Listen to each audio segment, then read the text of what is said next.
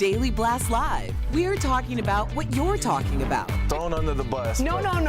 Always live, always real, always unpredictable. I'm not okay with that. It sounded good when I thought. Log on and join our live conversation. I'm in.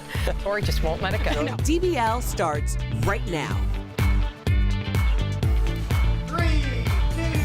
Welcome to DBL. It is Thursday, April 18th. We are live and we're talking about what you're talking about right now. I'm here with Stephanie, Tori, Brandon, and I am Sam. Let's get started. Lots to talk about because after 2 years of waiting, Americans are finally getting the Mueller report today, or at least a redacted version of it. And we are combing through it. As we speak, we have it right here. We will let you know more as we go. This morning, Attorney General William Barr described the report in a press conference and strongly defended the president. Here's what Barr said about possible collusion with Russia. The special counsel confirmed that the Russian government sponsored efforts to illegally interfere with the 2016 presidential election, but did not find that the Trump campaign or other Americans colluded in those efforts. Barr also talked about Mueller's findings on obstruction of justice. Watch. After carefully reviewing the facts and legal theories outlined in the report, and in consultation with the Office of Legal Counsel and other department lawyers, the Deputy Attorney General and I concluded that the evidence developed by the special counsel is not sufficient to establish that the president committed an obstruction of justice offense. Reaction from the White House was quick, with the president tweeting, quote, "No collusion, no obstruction for the haters and the radical left Democrats. Game over," with the Game of Thrones font. Meantime, Democratic Senator Chuck Schumer tweeted this, saying, "Now that President Trump's campaign press conference is over, it's time for Congress and the American public to see the Mueller report." And of course, both sides of the aisle have a different take on this, with Fox News highlighting that the Mueller report found no evidence of collusion, and CNN saying Mueller examined 10 instances of possible obstruction. Two completely different narratives, Tori. Very polarizing. In fact, our very own DBL Nation, please keep writing in. They are polarized as well. What is your take, being the DC insider that you are? So I want to take it two different things at a time. One, the Mueller report. Let's all have a chance to read it. We're getting some interesting viewpoints. It seems like there's 10 instances that are sketchy that we're going to take a look at to see if there might have been obstruction. I'm also reading on page 185, they actually considered a conspiracy to violate the foreign contributions ban with the Trump Tower meeting. So here's what Mueller said. So you have it in his own words. Here's a comment from Mueller in the report. It says, "If we had confidence POTUS clearly did not commit obstruction of justice, we would so state. We are unable to reach that judgment. Accordingly, while this report does not conclude that the president committed a crime, it also does not exonerate him." So we're back to square one. Right. And guess what? They've already subpoenaed Mueller. So he himself needs to come forward and say something. Now, you can all make your own decisions about that. You can all read the report, let Congress do its job.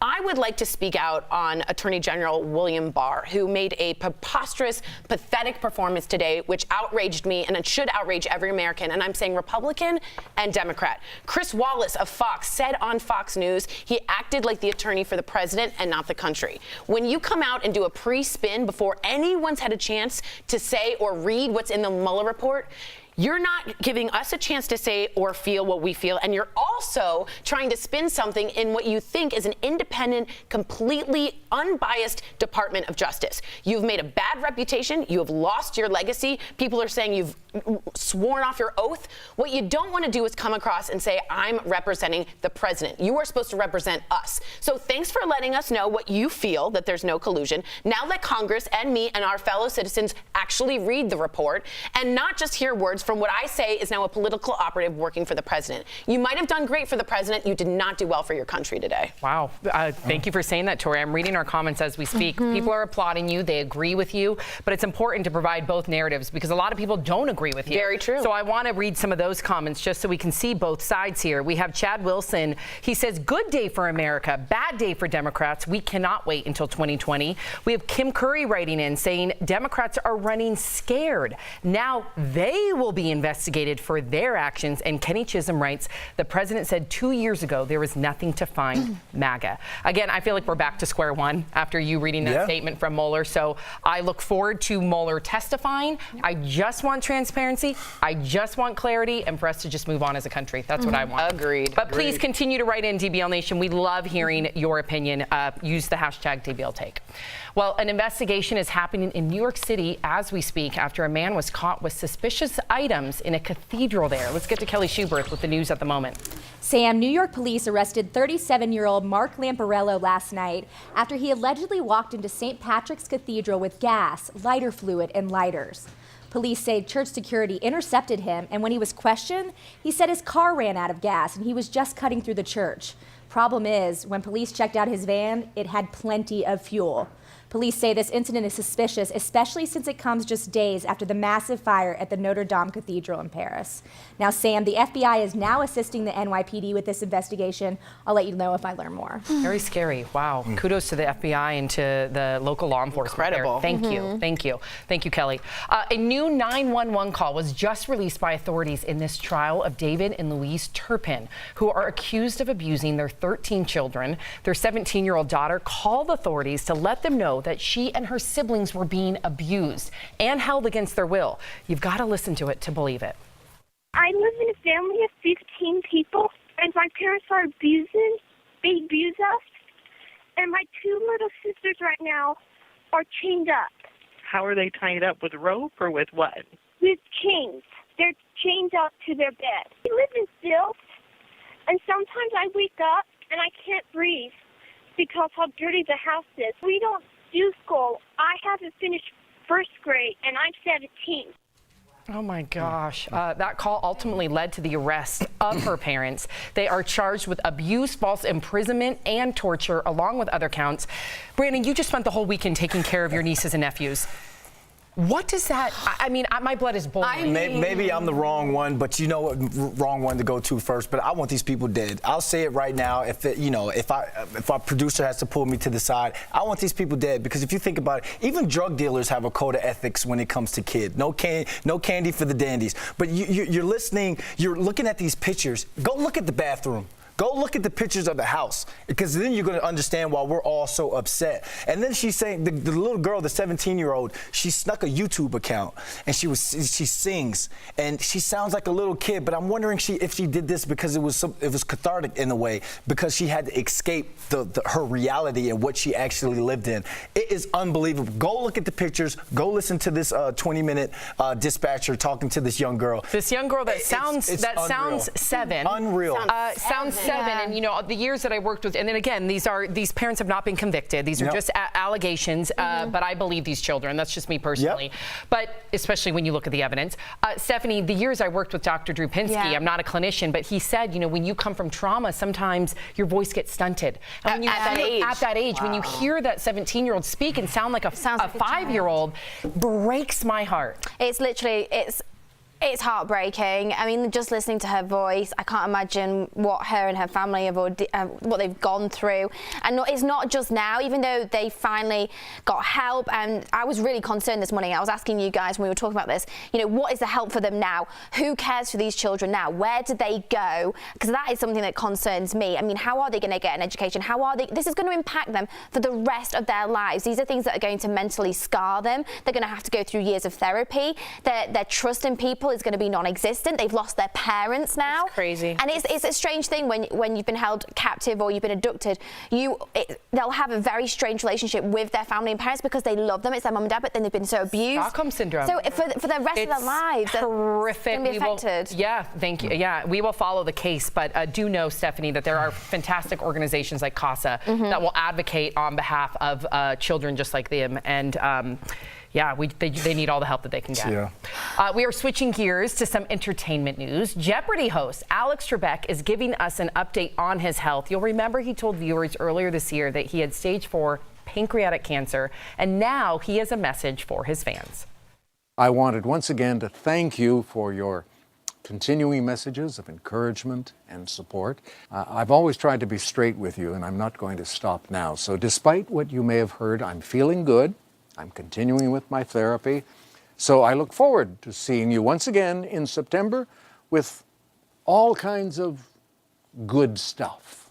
Oh, I know. I'm so excited. He is an icon, and we all love him. But there's something about when you're ill, there's Jeopardy might be a part of the cure for him. Yep. Yeah. Getting back to normalcy and control, and he controls that show. That is Alex Trebek. That actually might help him mentally, and that could be a major effect in his well-being. And also his legacy outside of Jeopardy. I mean, all the charity work he does in third world countries. Amen. I mean, he's loved all over the world. He's in the Hollywood Walk of Fame, also the Canadian Walk of Fame. So that legacy can keep you going as well. Did you know of him in England? So I'm new to Alex Trebek and the show Jeopardy because we don't have that in England. Anything similar to that? We've got a few shows. We've got a thing called The Chase, and where you're kind of gambling money, answering questions, playing games, I that think kind of you thing. would love this show, Stephanie. Well, our co-host Erica Cobb is a big fan, and she watches it every night. So I'm gonna have to check it out at some point. It's so good. And right now there's a guy that's wagering huge amounts of money, making huge No one's ever seen it records. before. It's What? amazing. And with I do that on trivia nights, Thursday nights, trivia nights. Come with me. Oh, really, baller? Are you a baller now? What is a rhinoceros for 300, please? What is a rhinoceros? It's the thing with the horn. You know what it's made out of? You know what the horn's Same made thing out our of? fingernails are made out of. Yeah, good job. Thank Good you. job. Thank you. Yeah, it's hair, right? It's It's like hair. matted It's hair. hair. Yeah, It's which hair. is fingernails too. True. All right, DBL is live. We'll bring you breaking news as soon as it happens. Coming up, an unusual new superhero movie celebrates family bonds and girl power. Brandon London, our baller, sits down with the fierce cast of Fast Color, and you, the viewer, are our fifth host. A fashion insider has surgery after finding out she has a high risk of breast cancer. Would you get a double mastectomy if you were in this position? We're going to share your comments about that live coming up next. Jen Kelly Schubert with the DBL digital team here. I'm tracking all the breaking and trending stories, but I think the hosts are chatting it up about the Mueller report. Let's go up there and see what's going on. Hey guys, you still chatting about the Mueller report up here? Yeah, so It looks like the New England Patriots playbook. Oh, nice. That's how thick it is. I got real fired up at the first hour. We do this a couple of times, and I have mellowed out a little bit, so you didn't see me freak out. But yeah, the Mueller report is all up to you to decide. I haven't had a chance to read it, so I'm not going to speak on something I haven't had a chance to read. It looks like there's some instances they want to check out, and that's great. I'm just appalled by Attorney General William Barr. I think that was I think it backfired. I think it was horrendous. And when the press asked a question, they said, how do you feel about being called President Trump's personal attorney and a political spin and propaganda? And he said, no more questions. And so I think it backfired immediately. They also asked why he was there and not Mueller, because it's the Mueller report, not the Barr report. And But Mueller has been subpoenaed? Subpoenaed, correct. And I think it's now? a letter. No, yeah. In the last hour, the chairmen of several committees have asked in a letter, and they will subpoena Mueller to come. It's a letter first, but then usually they'll subpoena. So I'm not sure if it's a letter asking for voluntary or subpoena, but they're asking for Mueller himself. Good, and I'm writing this all down. Which so, is yeah. fantastic. What I'm worried about is when Barr acts like that and tries to pre-spin it, people already get an idea before anyone's had a chance to read it. So that really, really bothers me. And it scares me, and it's not what the Department of Justice is for. And this is from Chris Wallace. Bill Kristol said, thanks for letting us know. I think we can read it on our own and not be used by a political operative. That's a Republican pundit. These are people that are, I'm speaking from both sides. I'm trying to get it from both sides, from the people who are Republican and the people who are Democratic.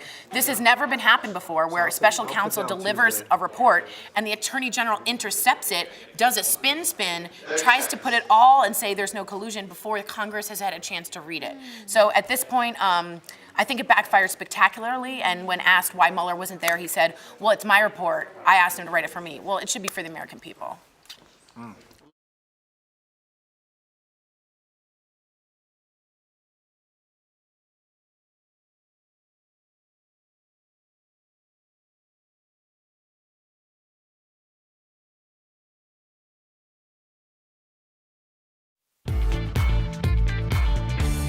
Welcome back to DBL. It is time for Fifth Host, when we talk about what you're talking about. Well, Nina Garcia is opening up about her preventative double mastectomy. You might know her as a judge on Project Runway. Nina didn't have cancer, but she did have a mutation of the BRCA gene, which significantly increased her risk.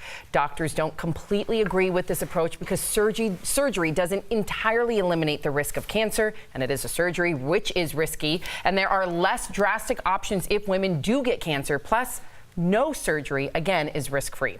So what do you think? Would you get a double mastectomy if you were in this position? Brandon, take it away. All right. Todd from Facebook says, my wife plans to do this in the near future. As a man, I can't imagine what it must be like to have to make this decision. Props to women like my wife who are brave enough to do it. Clap it up for women like Todd's wife. And yeah, I feel how you feel, Todd. I'm not going to say anything. I'm going to leave it up to you, ladies. But I ask you, can you please talk to the Todds and the Brandon Londons out there for the ones who have someone going through it and someone who wants to learn about this? That's beautiful. Thank you, Brendan.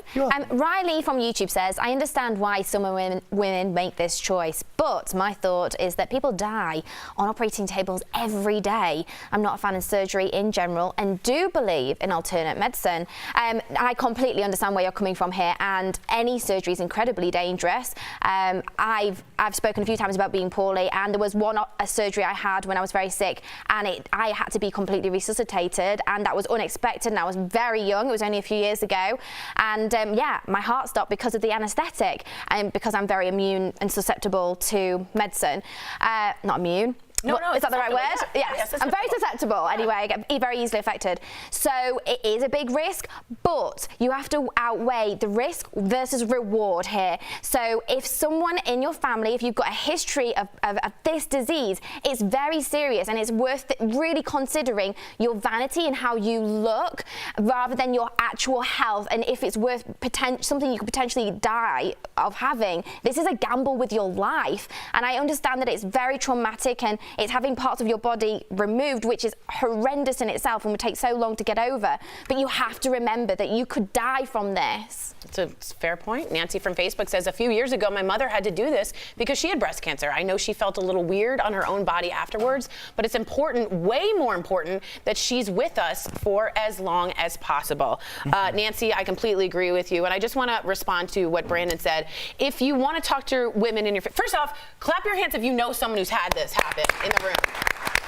So that's just about everybody. Just about everybody. You're right. So if you want to know, just ask about the BRCA gene, and that's the gene that says you're 7 times more likely to get breast cancer. And people like Angelina Jolie have done this. So you've heard of people, but if you even know the word BRCA gene, that is a huge step forward for the Todds out there and the Brandon Londons to say, I respect you enough for you having to go there. I'm going to educate myself on what you have to do. For sure. Yeah, and I think it's a decision that everyone is going to have to make on their own. I don't want anybody to feel judged by it. I know for me personally, now that I have a daughter, for me, I wouldn't hesitate. I know that there's risks involved. I know that it would be traumatic for myself. Like anybody else, I would look at myself and I would feel different. But to be able to know that I'm more likely to be there for my daughter would outweigh that risk. Yeah. But thank you for writing in. This is a sensitive topic. Thank you for opening up, Stephanie. Thank you, Stephanie. This is a safe place, and I appreciate everybody weighing in. We'll be right back.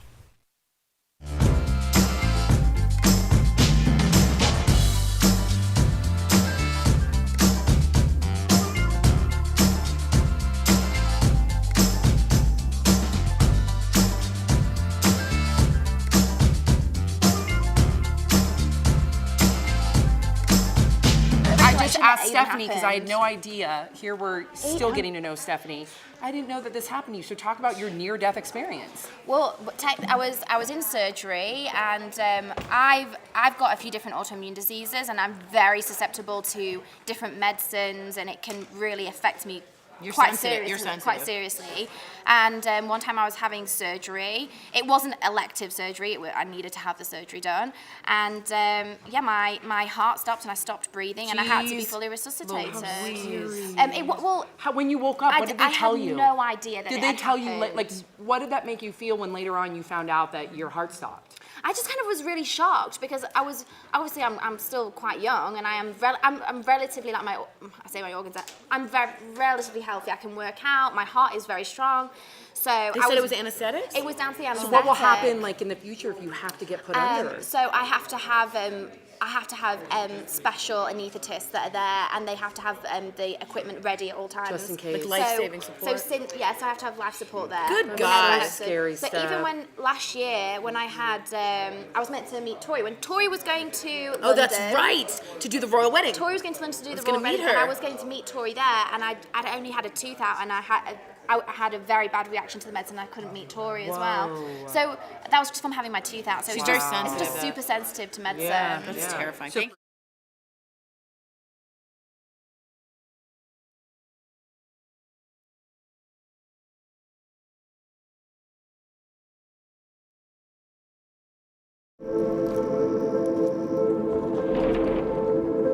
Lila, this is your mother.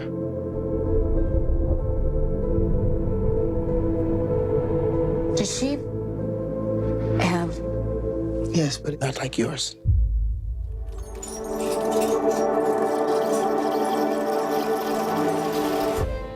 Our abilities can't fix it. Welcome back to DBL. Now, you just saw a clip from the groundbreaking film Fast Color, starring Gugu Mbatha Raw and Sanaya Sidney. It's about 3 generations of women who reunite as a family to channel their superhuman powers. Now, Gugu and Sanaya share what it's like being 2 female leads in a sci-fi action movie in today's Chatting with the Stars. Gugu and Sanaya, thank you so much for joining us at DBL. And you two met during auditions for Fast Color and instantly bonded because of your unique names. Now, what was that conversation like, and what do your names mean? Oh my gosh. Well, I think I met Sanaya at the audition, you're right, and I said, oh, Sanaya, I've never heard that name before. What does it mean? And Sanaya said... Radiant and brilliant. Ooh. Radiant and brilliant. I was like, wow. And my name is Gugaletu, my full name, and it means our pride. And I was like, I think we're going to get along because we both got these epic names. Well, it looks like you wouldn't have bonded with me because I'm just Brandon. You know, I don't know what the significance is behind that. I don't know. I try and roll the R sometimes, but I'm done. Now, so Black Panther was one of the first major films to feature black women as superheroes. Were your characters written as black females? No. I mean, when I read the script, it was just Ruth, Bo, and Lila. There was no sort of ethnic specificity about the characters. Now, Gugu, what was it like playing a superhero struggling with sobriety? This is definitely an unconventional superhero story, and for me, you know, as you said, Ruth has her addictions, and she's in recovery, and for me, that really grounded the story in a recognizable reality. It gave it something really in the real world to struggle against. This isn't like a superhero movie with capes and weapons and crazy special effects. This is about real people. Your character Ruth has her own playlist of theme music. Now, what songs would you include on your own superhero soundtrack? And Sanaya, you can get in on that one as well. I grew up listening to Nina Simone with my mum when I was a little girl. Yeah, and like Lauryn Hill. There's so many. I don't know. What would you have? I have to plug my grandma because she had like this radio and she taped it and we just listened to it all day and dance around the house and listen to Earth, Wind and Fire. Oh, okay. If you could pick one superpower, what would that be? I would have the superpower of making people happy. So I want my hands to get warm and put my hands on their face and for them to instantly feel emotionally happy inside. Oh, we could use a lot more happiness in the world today. It has been an absolute pleasure to talk to you. And DBL Nation, be sure to check out Fast Color, which is in theaters April 19th. Thank you for having us. Who run the world? There we go. We'll be right back. Hey guys, I'm Abby and I'm here to bring you all kinds of tips on dating and relationships, and today we're going to be talking about how to revamp your dating profile or make one if you've never made one before, maybe on eHarmony, Match, OkCupid. There's 1,000 different apps you can try, so maybe put a profile on all of them. Who knows? So to start, keep your bio short and sweet. Some people will write a long, paragraphs long. I don't need to know that. I need like 3 to 4 sentences about who you are, what you like to do you have pets, do you have kids, maybe an interesting fun fact about yourself that I might not get by looking at your photos. And of course the photos are the most important part. While we love the bio, the photos are what catches people's attention. So the first photo needs to be something where I can clearly see your face and everything and how amazing you are, right? So we don't want something where you have sunglasses on or a hat or you're covered up, maybe all bundled in winter clothes.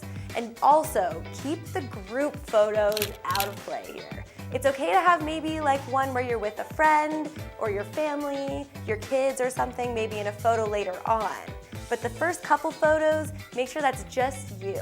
It's also good to have one shot that's like a full body photo. You know, maybe this can be a little intimidating if you're getting back into the dating game. Maybe in a group shot you can see the whole body, because obviously, you know, that's something that people will be wondering, what does this person look like? Am I only seeing their head? The most important thing when you're creating your dating profile is to be honest, because you're probably gonna meet these people that you're meeting online in person.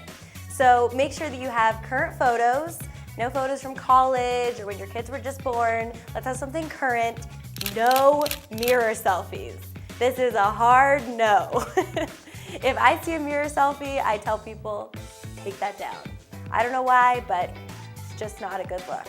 You can do a selfie like this, but just not in the mirror. And no filters, people. That is totally misleading, like the ones with dog ears and all that makes it look like you have perfect skin.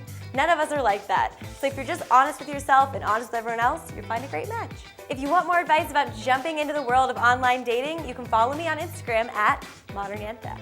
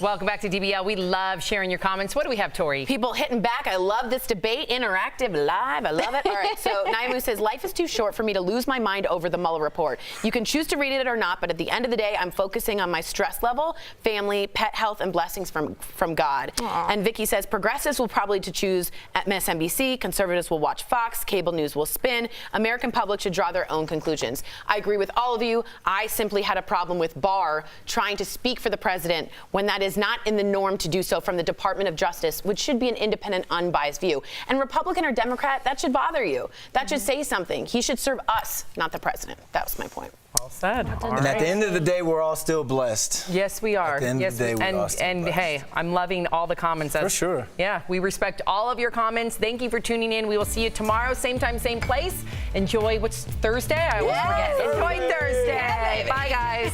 What day? Hi guys, Kelly Schuberth with the DBL digital team here. I'm here to tell you about a really cool contest we've got going on our website. It's all about the Avengers. So I don't know if you're excited about this, but I know most of the people in this studio are really excited about this movie. And so we're giving away a prize pack. It comes with this awesome, I was gonna say one of a kind. It's not one of a kind, but it's pretty limited edition Avengers lunchbox. It's pretty cool. This t-shirt. But don't forget, you get tickets to go see the movie. And right now the tickets are actually going for sale on eBay for up to $100, which is crazy because you should just try to win our prize pack. All you have to do is go to dailyblastlive.com and there's a word of the day. I'm gonna give you guys the word of the day. Are you ready? It's Stark. S-T-A-R-K. And yes, of course, that's from House Stark from Game of Thrones because we had to put a little Game of Thrones into their Avengers contest. At least I think that's why it is. Leo, can I get confirmation on that? No, Iron Man. Iron Man, I'm so sorry. Anyway, anyway, you get to win this really cool t-shirt that says Avengers on it. What else comes in the prize pack? Sunglasses and this really cool cup that I actually already tried to steal from Chris's desk, and I got caught. So Kelly, we want you guys to win that. Where can I get this t-shirt? You can win it on dailybosslive.com. Actually, you can't. Sorry. I know, I'm being the viewer. Yeah. I'm the viewer. I'm Sally Viewer. Yeah, dailybosslive.com. Oh, cool. Yeah, What do I do? I already told them all this, but you get the word Stark. I just want to repeat it. And I thought it was from Game of Thrones, but it's not. Iron Man. Bye.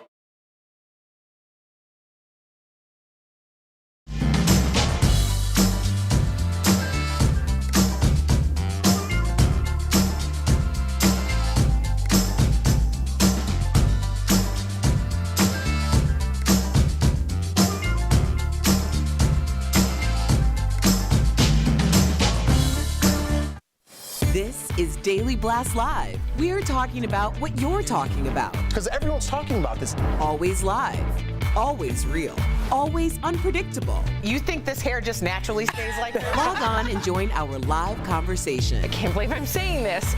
I do agree with you. DBL starts right now.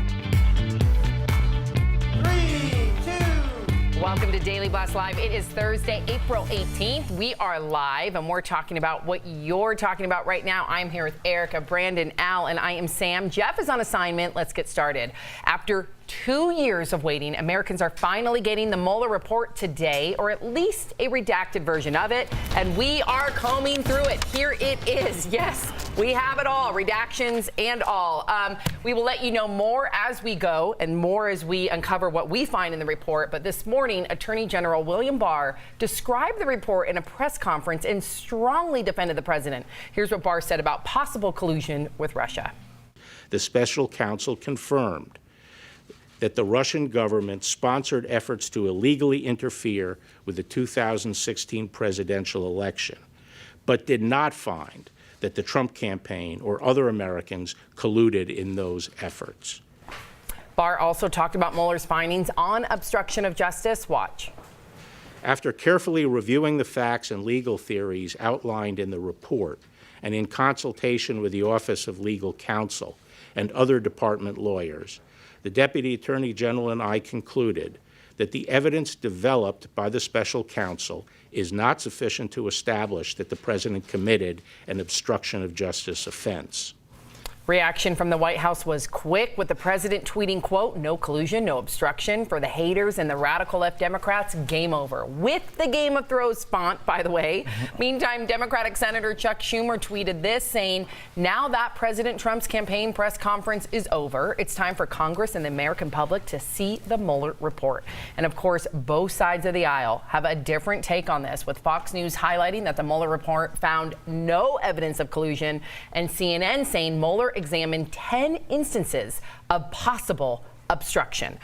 We definitely have two different narratives, right. Al, very polarizing. Where do you stand? Well, we didn't hear Barr talk anything about the 10 possible. He really just focused on no collusion. If you think about it, that's been the key phrase. That's there, just do it. And he kept saying it over and over again. And now he said it in that conference, and now it's a quote. And now that's all people are going to read, because people aren't going to sit down and read this, Sam. They're going to read the headlines, and what they're going to see is no collusion. They're going to read that tweet from the president, and they're going to say that this is what it is. But I think that the American people had an injustice done, because that was clearly a biased conference that we watched. I watched that twice. That wasn't somebody just presenting evidence. I've presented research scientifically. There's no bias when you say these are the results that we got, here's how we got here, and then you're done. You don't say, well, you know, there was a lot of emotion. There was a lot of the president. He really defended the president. I think there's no way that anybody looking at this in an unbiased way would at least say that it sounds like somebody's talking for the person that handpicked them. Yeah, Kamala Harris Instagrammed just now that she felt like that this was the president's attorney and not the people's attorney. It didn't feel like an independent investigation and an independent press conference. But I do want to highlight what our DBL Nation is saying, because listen, you guys do not agree. Many of you are applauding you as I'm reading the comments, saying they agree with you. But let me read some of the comments from our DBL Nation that do not agree. Chad Wilson says it's a good day for America, bad day for Democrats. Can't wait until 2020. Kim Curry says Democrats are running scared. Now they will be investigated for their actions. And And Kenny Chisholm writes, the president said 2 years ago there was nothing to find MAGA. I think we need to hear from Robert Mueller himself. I'm so sick and tired of the divisiveness. I just want transparency. The only person that can tell it like it is Robert Mueller himself. So hopefully he'll be able to have the opportunity to speak, and then we can let bygones be bygones and listen to him and take that as direct narrative. Yeah, I always question what the long game is, because the fact is the longest that the game can be is 8 years, and there can be a change of power, whether it's about Democrats or Republicans, or just about who is sitting in the seat of the president. So what is the long game? Because when we're socially constructing new rules, mores, taboos, that means that goes on far longer than any presidential term.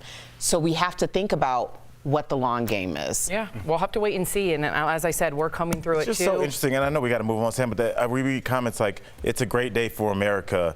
The Democrats are running scared. It's like, I thought Democrats were also part of this country. I thought that was kind of what made us special. You just want equal, unprecedented, and I say unprecedented because this doesn't seem like that it is an independent investigation when it comes from Robert Mueller. Not Robert Mueller, when it comes from William Barr. Right. It sounded like he was speaking for his boss the same way I would speak for my boss. I love our boss, and I would say the exact same thing that I just heard from that man. Got it. Yeah. Please continue to weigh in. We love reading your comments. Use the hashtag DBLTake. An investigation is happening in New York City at this moment after a man was caught with suspicious items in a cathedral there. Let's get to Kelly Schuberth with the news at the moment. That's right, Sam. New York police arrested 37-year-old Mark Lamparello last night after he allegedly walked into St. Patrick's Cathedral with gas, lighter fluid, and lighters. Police say church security intercepted him, and when he was questioned, he said his car ran out of gas and he was just cutting through the church. Problem is, when police checked out his van, it had plenty of fuel. Police say the incident is suspicious, especially since it comes just days after the massive fire at the Notre Dame Cathedral in Paris. Now, Sam, the FBI is now assisting the NYPD with this investigation, and I'll, of course, let you know if I learn more. Wow. Thank you so much, Kelly, and kudos to the FBI, to the NYPD. Well done. Absolutely. Wow. Switching gears to some entertainment news, Jeopardy host Alex Trebek is giving us an update on his health. You'll remember he told viewers earlier this year that he has stage 4 pancreatic cancer, and now he has a message for his fans. I wanted once again to thank you for your continuing messages of encouragement and support. I've always tried to be straight with you, and I'm not going to stop now. So despite what you may have heard, I'm feeling good. I'm continuing with my therapy. So I look forward to seeing you once again in September with all kinds of good stuff.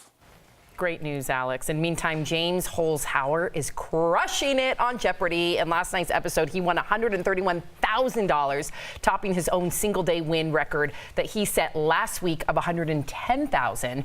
And even Ken Jennings is impressed, tweeting, "This is absolutely insane. I've always wanted to see someone try Jeopardy! Wagering this way who had the skills to back it up."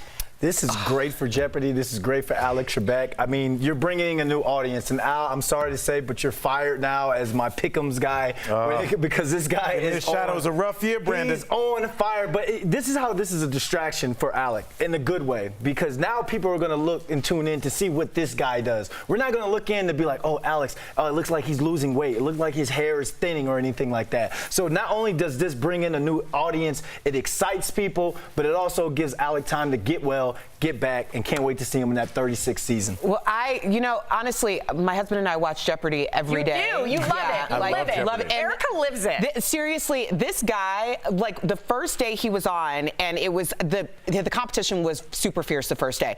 He wagered the entire thing, got both daily doubles, to the point where I was in the kitchen, I ran back in and jumped over the couch, and Anthony and I are sitting there like, did he just do that? No and one then does that. Maybe 5 questions later, he did it again. And I was like, oh, this boy came to play. It is insane. But when I watch Alex Trebek, he is just the absolute picture of steady. He's consistent. There's nothing that's indicating that anything's going wrong. He's got his game professional face on. I wish him the best. We love Jeopardy! We're in the Jeopardy! Family, and y'all gotta watch, because this dude is fire. I am telling you. I love that excitement I was talking about. It's like the jumping over the couch. It was crazy. You gotta see it. I can't wait.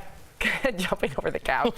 TVL's Live will bring you breaking news as soon as it happens. Coming up, she's famous for her yelling in Dance Moms, but Abby Lee Miller opens up about what's made her humble. Also, an unusual superhero movie celebrates family bonds and girl power. Our Brandon London sits down with the fierce cast of Fast Color. And you, the viewer, are our fifth host. A fashion insider has surgery after finding out she has a high risk of breast cancer. Would you get a double mastectomy if you were in this position? Your comments live coming up next. Nation, Kelly Schubert with the DBL digital team here. Let me unplug real quick. I just wanted to let you know about this contest we have going on. It's for the Avengers contest. You can win an awesome prize pack before the movie comes out on April 26th. You even get this awesome lunchbox and tickets.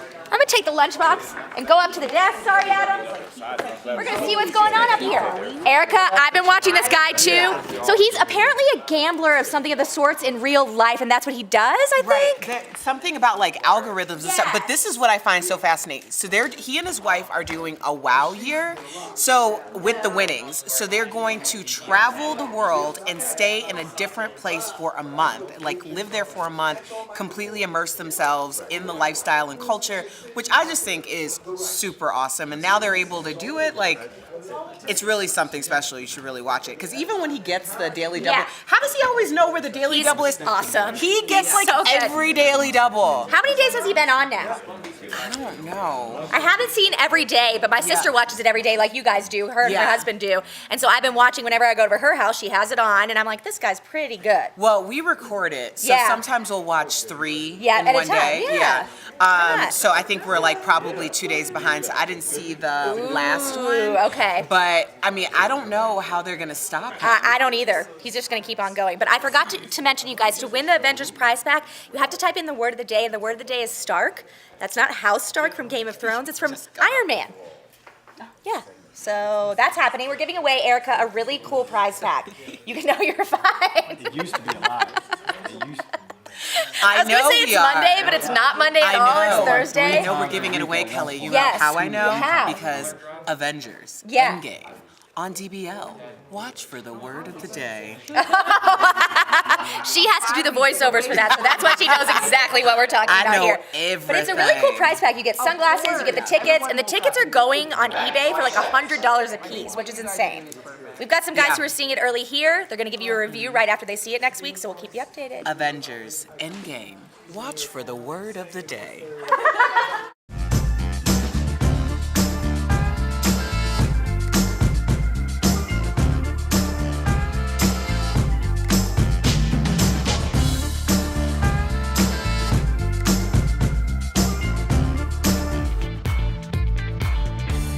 Welcome back to DBL. It's time for Fifth Host. When we talk about what you're talking about, Nina Garcia is opening up about her preventative double mastectomy. You might know her, of course, as a judge on Project Runway. Nina didn't have cancer, but she did have a mutation of the BRCA gene, which significantly increased her risk. Doctors don't completely agree with this approach because surgery doesn't entirely eliminate the risk of cancer, and there are less drastic options if women do get cancer. Plus, of course, no surgery is risk-free. So DBL Nation, we want to hear from you. What do you think? Would you get a double mastectomy if you were in this position? Take it away, Al. All right, Sam, let's get right to this. Barbara from Facebook said, my mom did this and I plan to do it in the near future. It's important for me to do whatever I can for my health. I want to be around for my family for as long as possible. Barbara, we need you around as long as possible. We appreciate you watching, and I like that you're thinking about your family first. Let's try this crazy thing that we all kind of need to do. Listen to your doctor. Take the options that they give you and weigh it with your family and make the best decision that you guys can. I like that you're already thinking about your health and thinking long term, and for that, you're going to be around for a long time, Barbara. And you can always watch your favorite host, Al Jackson. Sally from Facebook says, I would feel extremely uncomfortable in my own body for a long time. I don't know how I feel about undergoing a procedure like this because of my family history. Sally, I completely understand. My mother was diagnosed with breast cancer 10 years ago. Around that time, I was, in just the interest of transparency, thinking about having a breast augmentation.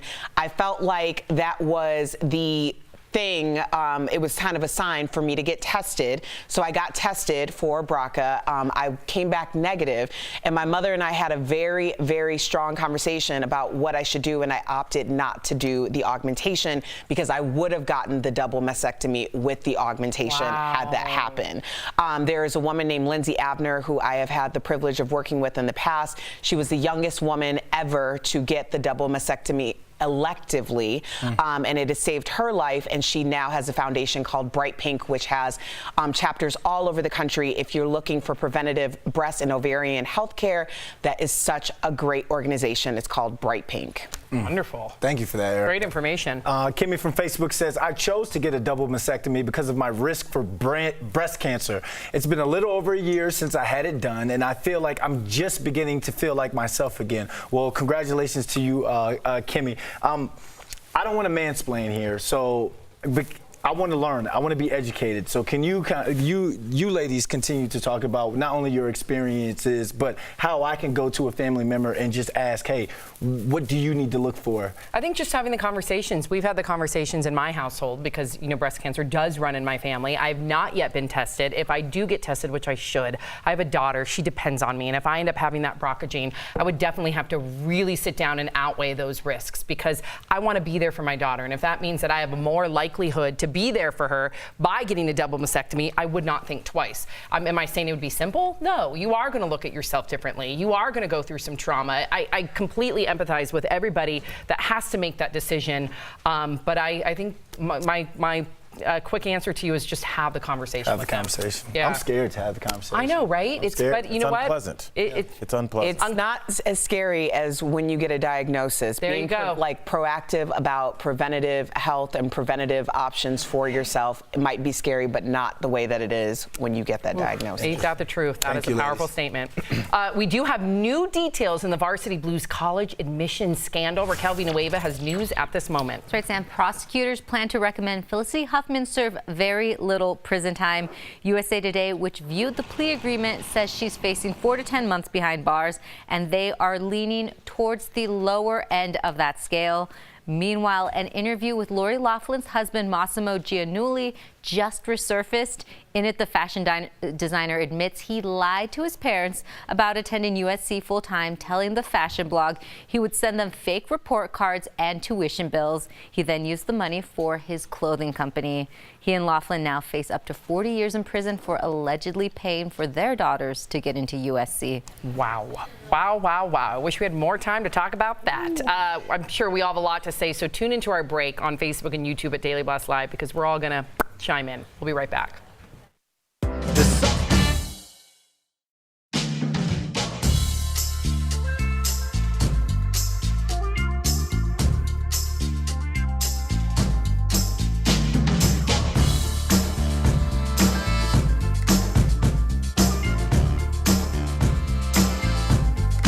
Hello, DBO Nation. Welcome to the breaks.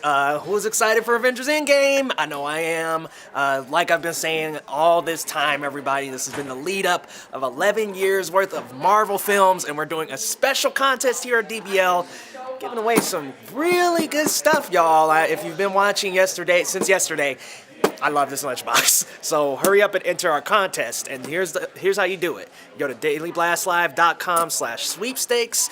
Enter the word of the day that you hear. Stick around all show because we'll be saying it throughout.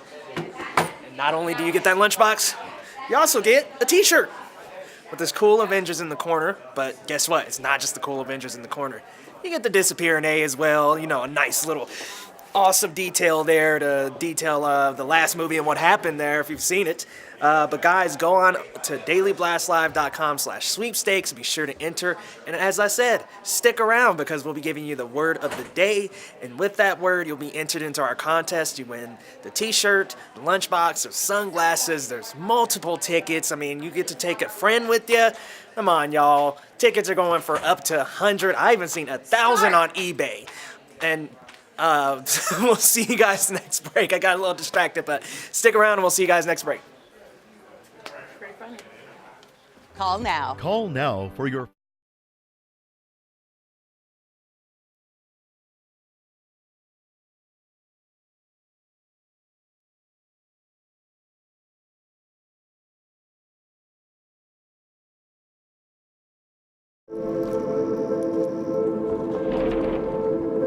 Lila, this is your mother.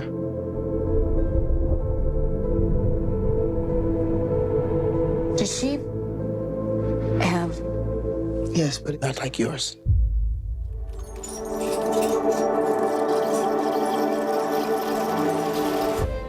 Our abilities can't fix it. Welcome back to DBL. Now, you just saw a clip from the groundbreaking film Fast Color, starring Gugu Mbatha Raw and Sanaya Sidney. It's about 3 generations of women who reunite as a family to channel their superhuman powers. Now, Gugu and Sanaya share what it's like being 2 female leads in a sci-fi action movie in today's Chatting with the Stars. Gugu and Sanaya, thank you so much for joining us at DBL. And you two met during auditions for Fast Color and instantly bonded because of your unique names. Now, what was that conversation like, and what do your names mean? Oh my gosh. Well, I think I met Sanaya at the audition, you're right, and I said, oh, Sanaya, I've never heard that name before. What does it mean? And Sanaya said... Radiant and brilliant. Ooh. Radiant and brilliant. I was like, wow. And my name is Gugaletu, my full name, and it means our pride. And I was like, I think we're going to get along because we both got these epic names. Well, it looks like you wouldn't have bonded with me because I'm just Brandon. You know, I don't know what the significance is behind that. I don't know. I try and roll the R sometimes, but I'm done. Now, so Black Panther was one of the first major films to feature black women as superheroes. Were your characters written as black females? No. I mean, when I read the script, it was just Ruth, Bo, and Lila. There was no sort of ethnic specificity about the characters. Now, Gugu, what was it like playing a superhero struggling with sobriety? This is definitely an unconventional superhero story, and for me, you know, as you said, Ruth has her addictions, and she's in recovery, and for me that really grounded the story in a recognizable reality. It gave it something really in the real world to struggle against. This isn't like a superhero movie with capes and weapons and crazy special effects. This is about real people. Your character Ruth has her own playlist of theme music. Now, what songs would you include on your own superhero soundtrack? And Sanaya, you can get in on that one as well. I grew up listening to Nina Simone with my mum when I was a little girl. Yeah. And like Lauryn Hill. There's so many. I don't know. What would you have? I have to plug my grandma because she had like this radio and she taped it and we just listened to it all day and dance around the house and listen to Earth, Wind, and Fire. Oh, okay. If you could pick one superpower, what would that be? I would have the superpower of making people happy. So I want my hands to get warm and put my hands on their face and for them to instantly feel emotionally happy inside. Oh, we could use a lot more happiness in the world today. It has been an absolute pleasure to talk to you. And DBL Nation, be sure to check out Fast Color, which is in theaters April 19th. Thank you for having us. Who run the world? There we go. We'll be right back. Promotional consideration.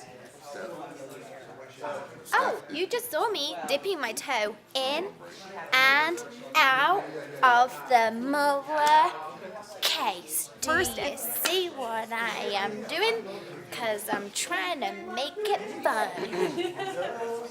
Okay, so we've had loads of comments on the Mueller case. And Can we show this? She doesn't ever wear shoes. I don't like wearing shoes. So basically, we've had tons of comments coming in all morning about the Mueller case. And so I'm going to read some of your comments right now. So we've got Laurie Turner-Webb watching from Houston. She says, like we're surprised, knew it all along. Okay. Michael McNair watching in Houston. He says, wish they would investigate Hillary to the extent that they have Trump. Just saying. Interesting and a good take there. Michael, I actually think that's very fair. Josh Settles, watching in Louisville, says, Dems can now stop wasting the taxpayers' money and time with this wasteful witch hunt. They can now focus on what matters, such as immigrant policy reform. Thank you, Josh. Teresa LaRue, also in Louisville, says he's a crook, no doubt. I've listened to several news stations, and it just confirms he's done witness tampering, etc. I say, in capital letters, impeach the dude. Very forceful there. Mark Tandy, who's tuning in Denver, says he's obstructed justice. He's a traitor and a loser. We've honestly got all sides of the fence here. It's really interesting. And finally, we've got Bryn Findlay, also in Denver. He says it's all very clear. The left will continue crying and make more desperate attempts to take him down with other delusions.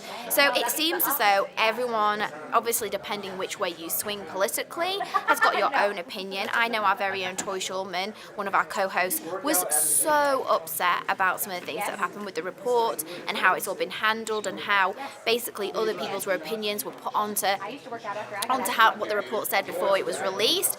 And she was very upset by that. She wants to read it herself.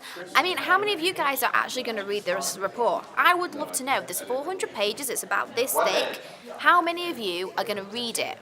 That's what I want to know. Everyone's very fired up about it, but how many of you are actually going to read it? Like, I know we're all saying all this stuff, but are you guys going to print off a copy? Are you going to study it? And how many people would actually understand it too? Like, I would not understand it. I'm not going to lie. I mean, I'm going to be very reliant on Tori Shulman, one of our co-hosts, reading it and then telling me what it actually means, because obviously I'm new here, it's a lot of information to digest and take in, but keep on sending your comments. You guys are fired up.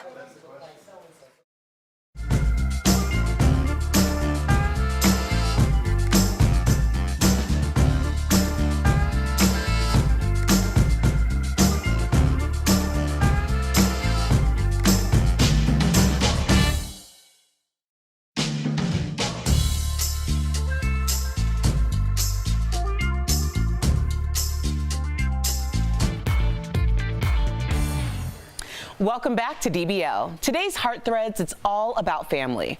Watch how two little boys got the ultimate surprise during story time. This soldier gave his boys a big surprise during story time. Victor Cermino had been serving in Afghanistan for 9 months. His sons, Nathan and little Victor, were having a tough time without their dad. Sometimes we have the boys where they're asking for daddy. When is daddy coming home, having to explain it to them. So the boys' school helped set up a surprise. During story time, the librarian would dress up as a character from the story and accompany Victor in. 6-year-olds have known this secret since 7 o'clock this morning. It's been very difficult keeping, but they're super, super excited. It's just exciting. It's like being able to meet your kids again for the first time or your wife again for the first time. This story time had the happiest ending. Hey, boys. I miss you. Love you. You okay?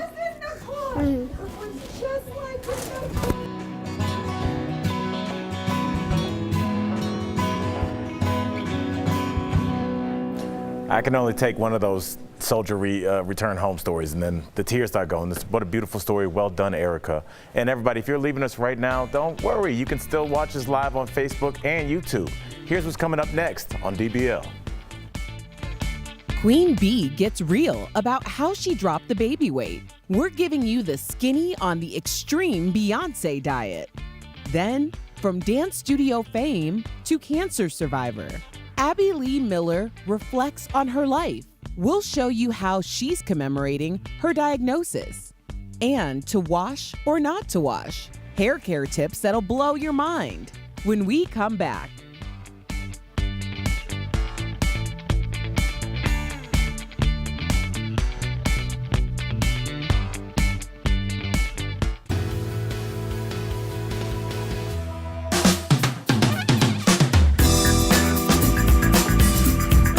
Hey everyone, it's Leo here with Alex with the DBL Stream Team to talk about the shows we're excited to see on Disney+.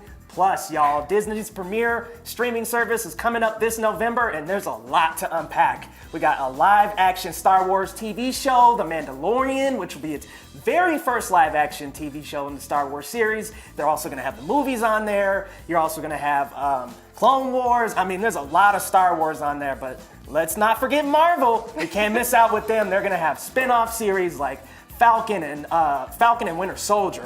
Huge one. And Loki is also getting his own series, so you know he's up to something as well. We're also getting all 30 seasons of The Simpsons exclusively on Disney+. I mean, this is a lot of content to unpack, Alex.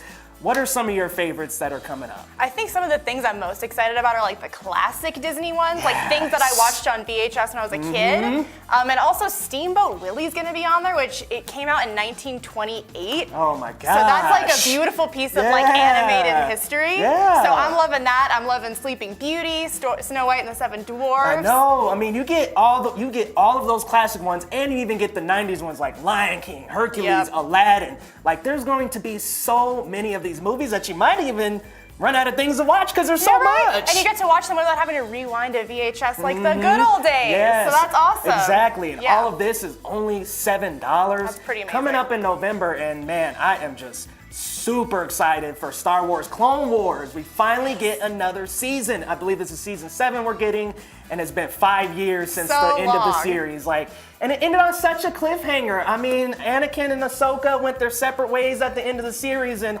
yeah, that seems like a good tie-in to Star Wars Episode 3, but come on, we have a lot more ground to cover in this series. We're gonna get that. We're getting that new live-action Mandalorian looks amazing.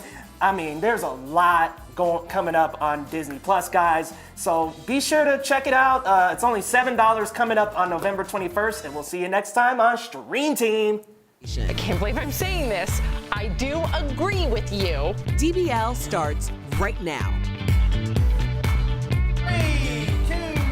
Welcome to Daily Bus Live. We are live, and we're talking about what you're talking about right now. Let's get started. We are learning so much more about Beyonce and her new documentary, Homecoming. We're getting all the juicy details we never thought we'd know. Speaking in the Netflix doc, which is out now, Queen Bee talks about the lengths she had to go to in order to slim down for her Coachella set. She performed just 10 months after having her twins, Rumi and Sir, with an emergency C-section. She admits she weighed 218 pounds at the time. Here's how she got into shape for her performance. I'm limiting myself to no bread, no carbs, no sugar, no dairy, no meat, no fish, no alcohol. Just trying to figure out how to balance being a mother and giving myself creatively. I will never push myself that far again. Wow. Wow, wow, wow. I mean, especially, listen, there's so much pressure on moms out there to lose the weight. Beyonce's is a different situation in that she had a goal to be at Coachella and to give the performance that all of her fans wanted, which she delivered. I think it just underscores her crazy determination, Erica. Yeah, well, there's a saying, you have to pay the cost to be the boss. I've never heard that. That's a great saying. Yeah, that's a saying. Yeah. But you know, successful people embody that. Steve Harvey has this motivational talk where he talks about the key to success is basically someone having you do 100 push-ups and then hold it. So, and you're shaking everything. And like, when I look at a Beyonce, people act like she got there by osmosis, as if there wasn't all of this backstory, as if there aren't things that she has to do just like anyone else has to do, only she has to do it on the Beyonce platform where everybody sees and ridicules and scrutinizes everything that she does. So I'm glad that she was transparent and finally allowed us into that world, because that's a privilege that she clearly covets, her privacy. And see, Erica, oh, I'm sorry, Brent, I was just going to say, and I want to get your thoughts on this. You know, Erica's talking about the come up. I think it's harder to stay there. Yeah. Beyonce doesn't have to get out of bed ever again. She can have somebody feed her grapes until the end of time, but instead, she is working harder than anybody. You played pro ball. Does anybody have a diet like that? Yeah, you have to. Yeah. You know, your body is your temple. That's what we say all the time. But that transparency is why I like Beyonce now. I never used to like her. I always thought I was like, oh, she's kind of corny. She's never corny. She's never never That's his real. opinion. I always thought Riri, bad girl Riri, was real. Got it. But now that we understand what she just went through, what she just put herself through, there's no filter. There's no filter on her body. That's hard work. And I think kids need to see that because there's no fit tea with the surgery. Right. No, that's 6 months of putting in work. I'm glad that you brought up the word real because real has been tainted into grit tea. No, it's gritty. Like if you come across too polished, then you're not real. Real is the hard work and dedication that you've been putting in when no one was looking. And now you're somewhere where people are looking and you're not real enough because you're polished and professional. No, I just meant the way that she kind of orchestrated No, her I get image it. at I get that it. time. But I Now think we that getting we have look a very into it. skewed perception of what real is. And real doesn't have to be dirty and dismissive and disrespectful to yourself. Agreed. Good conversation. All right, chime in, DBL Nation. We want to hear from you as well. Well, if you have food allergies, speaking of diets, eating out can be scary and you might have a reason to be worried. Some new research finds 32% of restaurant foods labeled gluten-free actually contain gluten. That's according to a new medical study. The word gluten is thrown around a lot, we know, but if you don't know, it's a name for the proteins found in wheat. Many people are sensitive to it or allergic, and when I mean sensitive, I have a brother-in-law that has celiac disease. That is sensitive. Can you tell people what that is really? So it's, it has to do with autoimmune disease. Right. It has to do with everything gets inflamed when you're eating that gluten. And so they go to a restaurant and they feel difficult by saying to the waiter, are you sure there's no gluten in the teriyaki? And you sometimes can see the waiter gets a little bit of annoyed. And they say, no, it's not. Well, now we know that he had every right to fight for himself because then 32%, according to the study, there is gluten in the ingredients that aren't supposed to be gluten-free. Guess what? He goes home and he has a migraine. Or his you would know this term, bloated, distended, like distended a completely belly, yes. distended belly. So it's so important that when the people that really claim to have celiacs or gluten allergies ask for something that's gluten-free, that it really is gluten-free. Where's the oversight? I think that we have that hold the onions idea, and especially depending on where you go, if people are there to really serve others or if they're there because they're waiting on their next gig, how much they care about their customers. A lot of people just feel like you're asking because you just don't like it. But when it's a medical condition, I mean, it's your responsibility for anyone who's serving food to make sure that the customer is first. Yeah, take it seriously. I was a waiter. I think it's a big deal. And Sam, you brought it up. You were a waiter, waitress. Yeah. I was the same. And whatever's happening in the front of the house, that's all fine and good. We know what goes down in that kitchen. I spent a lot of time in comedy club kitchens and restaurant kitchens. I worked at a lot of restaurants.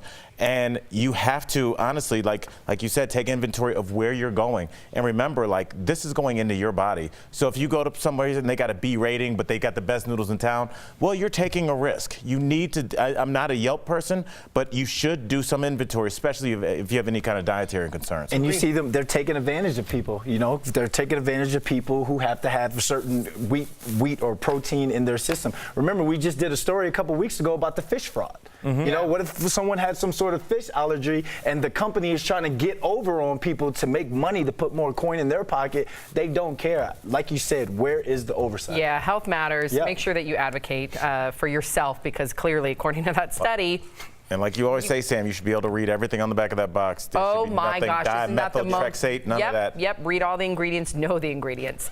All right, well, Abby Lee Miller is sharing how she's working to overcome her health hardships. The Dance Mom star says she was diagnosed with cancer a year ago. She posted this photo showing a scar on her back. That's from her emergency surgery. For an infection in her spine, she writes, quote, I struggled through months of physical therapy to learn to sit up again, to crawl, and maybe, with a miracle, someday I'll walk. Yeah, in fact, she went through 10 rounds of chemotherapy, Erica. 10 rounds. Still may have to have another additional surgery for her spine. She's still bound to a wheelchair. She did say that she was misdiagnosed initially, and then she found the right team of doctors that gave her the proper diagnosis, and here she is today. But she said she's humbled by it. And, you know, her Dance Moms is coming back. Will we see a new Abby Miller?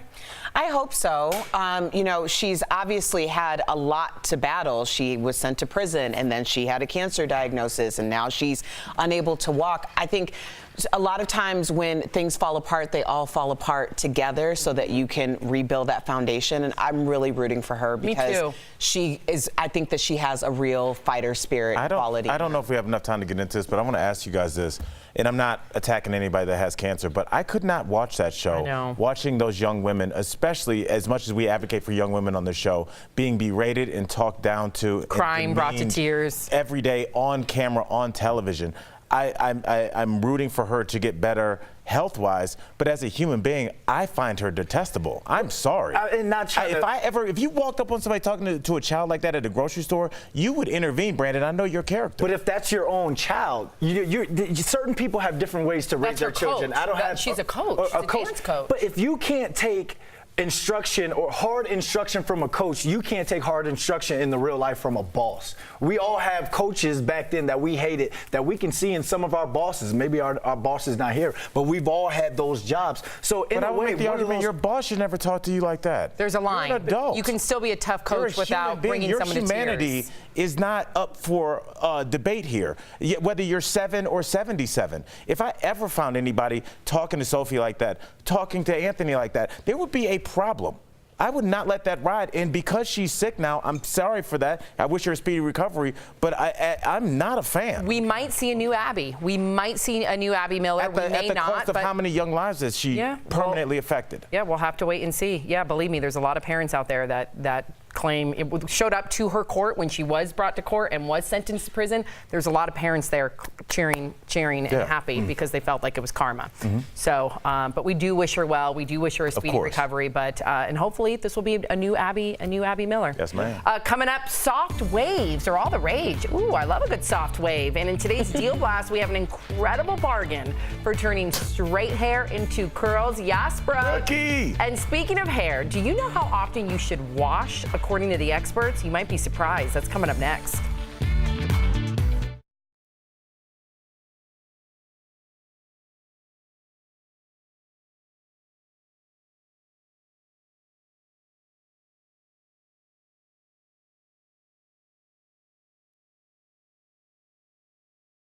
What's up? First of all, I love getting the thumbs up. Like, Alex always giving me the thumbs up like I just landed on an aircraft carrier. You did it. Okay, this is awesome. Yeah, I guess we can continue this conversation because it's a weird thing when somebody's sick. You don't want to obviously pile on, but that's what I think makes this show special is that we have duality. We can obviously cheer for anybody going through chemo and wish them the best, but at the same time, like, let's not forget. Al Capone got sick in jail too. Yeah. So the two things can exist at the same time. Yeah. At the same time, like what you were saying about them yelling at the kids and stuff like that. I've had so many coaches. I've been MF'd so many times. When I was trying to make the team with the Steelers, Bruce Arians MF'd me so many times. I thought my name was MF. Yeah. At the time, but. At the same time, I was able just to take that and use it as motivation. Even let's rewind back since we're talking about kids. I had coaches that used to curse at me or whatever, but I felt like it helped me. It taught me some sort of discipline. But I was a stronger willed person. Do you feel like the yelling made you feel like they cared about you? Yeah, in a way. That kind of emotion? In a way, because for me, they would yell at me, but then they would come and be like, "Hey, great run, great this." If you're doing that, I think that a coach has to mix it up in a way. Certain people can't handle being yelled at. I think it depends. You guys are both. My coach, my swim coach, but then Jeff needed that tough aggression. So maybe it depends on the athlete. My coach was so tough, but not in a way that ever did great. Jim Triplett. Not in a way that ever brought me to tears in different ways. But if I wasn't there at 4:45 in the morning, you better believe I got a phone call. I had to be there every single morning to train before, after, and Saturday. So he held me high to a certain accountability starting at age 11. But he was never brought me to tears. Never made me feel like a piece of crap. You know what I mean? Right.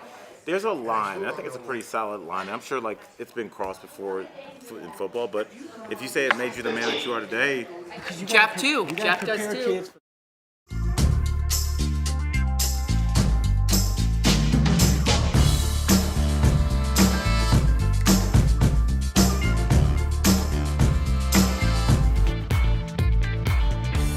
Welcome back to DBL. How often do you wash your hair? Working in live TV every day, all of us up here need to style our hair regularly, but not everyone always has the time.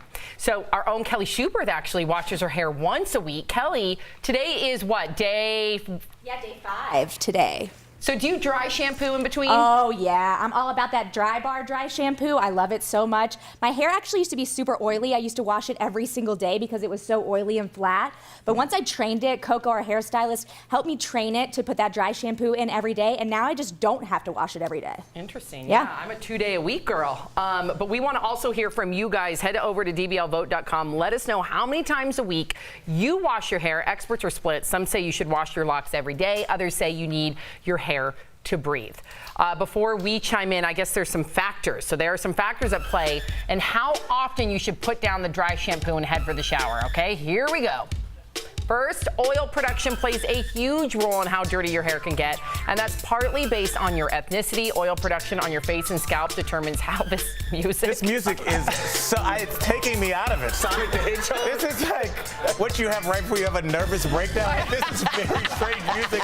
Yeah, I'm fine. I know. It's fine. Okay, I know. I'm sorry, Sam. Okay, so first of all, let's get to the next one, then we'll discuss. Here's another factor. If you've got curly or textured hair, the follicles can maintain their volume and absorb oil, which means less washing.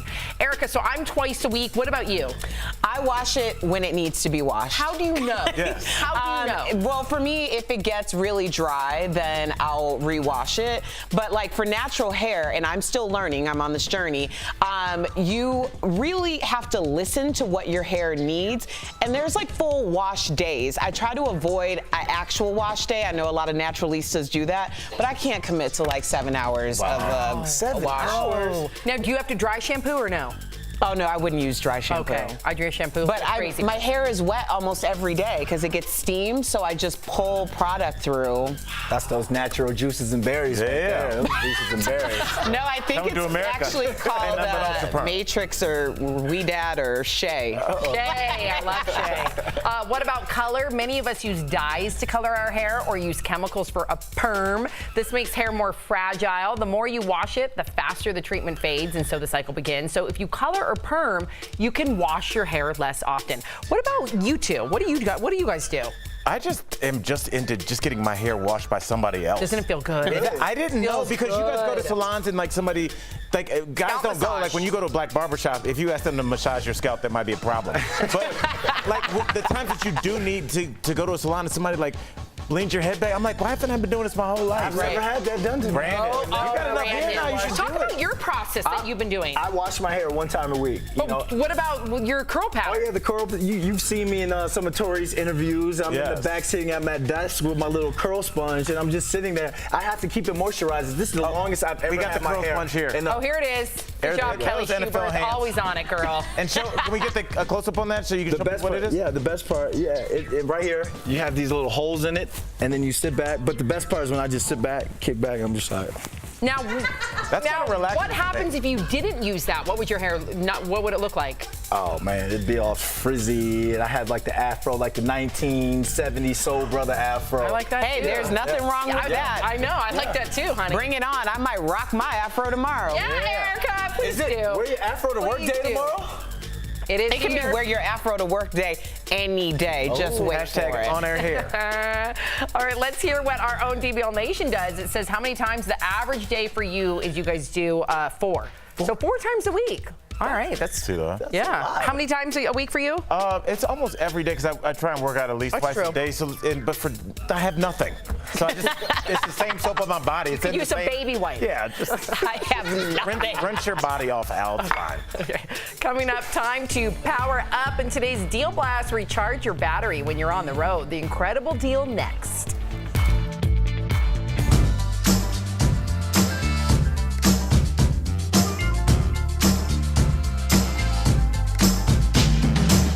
Kelly Schubert with the DBL Digital team. I'm talking all things hair. Just kidding. Arash wanted me to do a hair flip, one of our producers, during my segment, and I was like, I don't think I can do that. I should have done it, though. That would have been kind of funny. But what I'm talking about right now is country singer Jana Kramer. I don't know if you guys have heard of her. She's getting pretty popular in the country world. She says she would not hire an attractive nanny. I kind of want to know what you think about this, DBL Nation. So what she says is that she was going through the care.com profiles and she was like, hey ladies, don't you know that the females are the ones hiring the nannies? She doesn't understand, but I don't have kids. I don't have a husband, so I can't really speak much on this. But if I did have a husband and if I did have kids, I would just be concerned about who was taking care of my children and if they were a good nanny. I don't think it would matter if they were attractive. I think my husband would be able to see attractive women all over the place. So if he saw one in my home, I think it would be okay. I understand some women and men feel differently about this, but I want to hear your take. Do you think that you would hire an attractive nanny, or do you think you'd have a strict rule in not hiring an attractive nanny? I also want to tell you guys about our Avengers contest we have going on right now. It's really awesome. You can win a lunchbox, an Avengers t-shirt, sunglasses, a cool cup, and the best part is you get tickets to the show. It comes out April 26th. We have some guys seeing it next week on Tuesday, so we'll definitely have a review up for you on that. But the keyword today, you have to go to dailyblastlive.com, and the keyword is Stark. So go there right now, type it in, and you could win this awesome Avengers prize pack. Okay, we'll see you guys soon. Bye.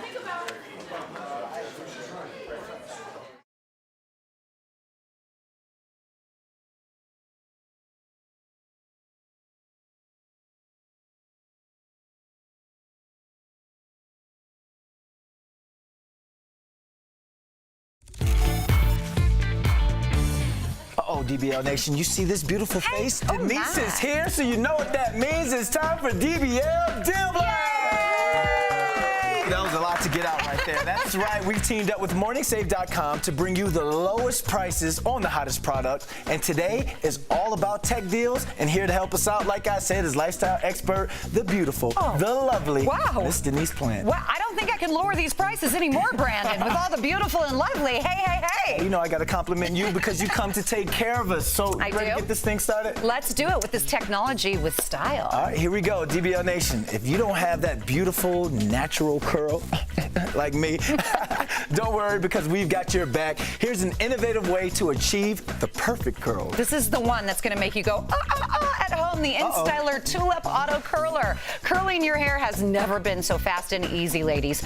Automatic curling technology lets you just relax while the Tulip does all the work. It features an open ceramic barrel designed with anti-tangle technology and a safety guard for burn-free styling. There are 3 heat settings and 3 timer settings to achieve a variety of different looks. All right, I love it, but how much for some luscious locks? Oh my, normally as much as $100. Ooh. But today, because it's Deal Blast, just $37, savings of up to 63% off. 63% off. You know, Denise, I love it, but my hair's not that long No, yet. not yet. I'm not there yet. You know, I love your skin. Oh, wow. You're glowing, and it's been proven for youthful skin, boosting blood circulation is the key. Denise has just the device to get your face glowing. I don't know what's going on with him today, but I'm taking it. The Luce 180 pulsating facial cleansing and anti-aging device. It's designed to gently eliminate dirt and debris across your face while boosting circulation. The Luce 180 device is 100% waterproof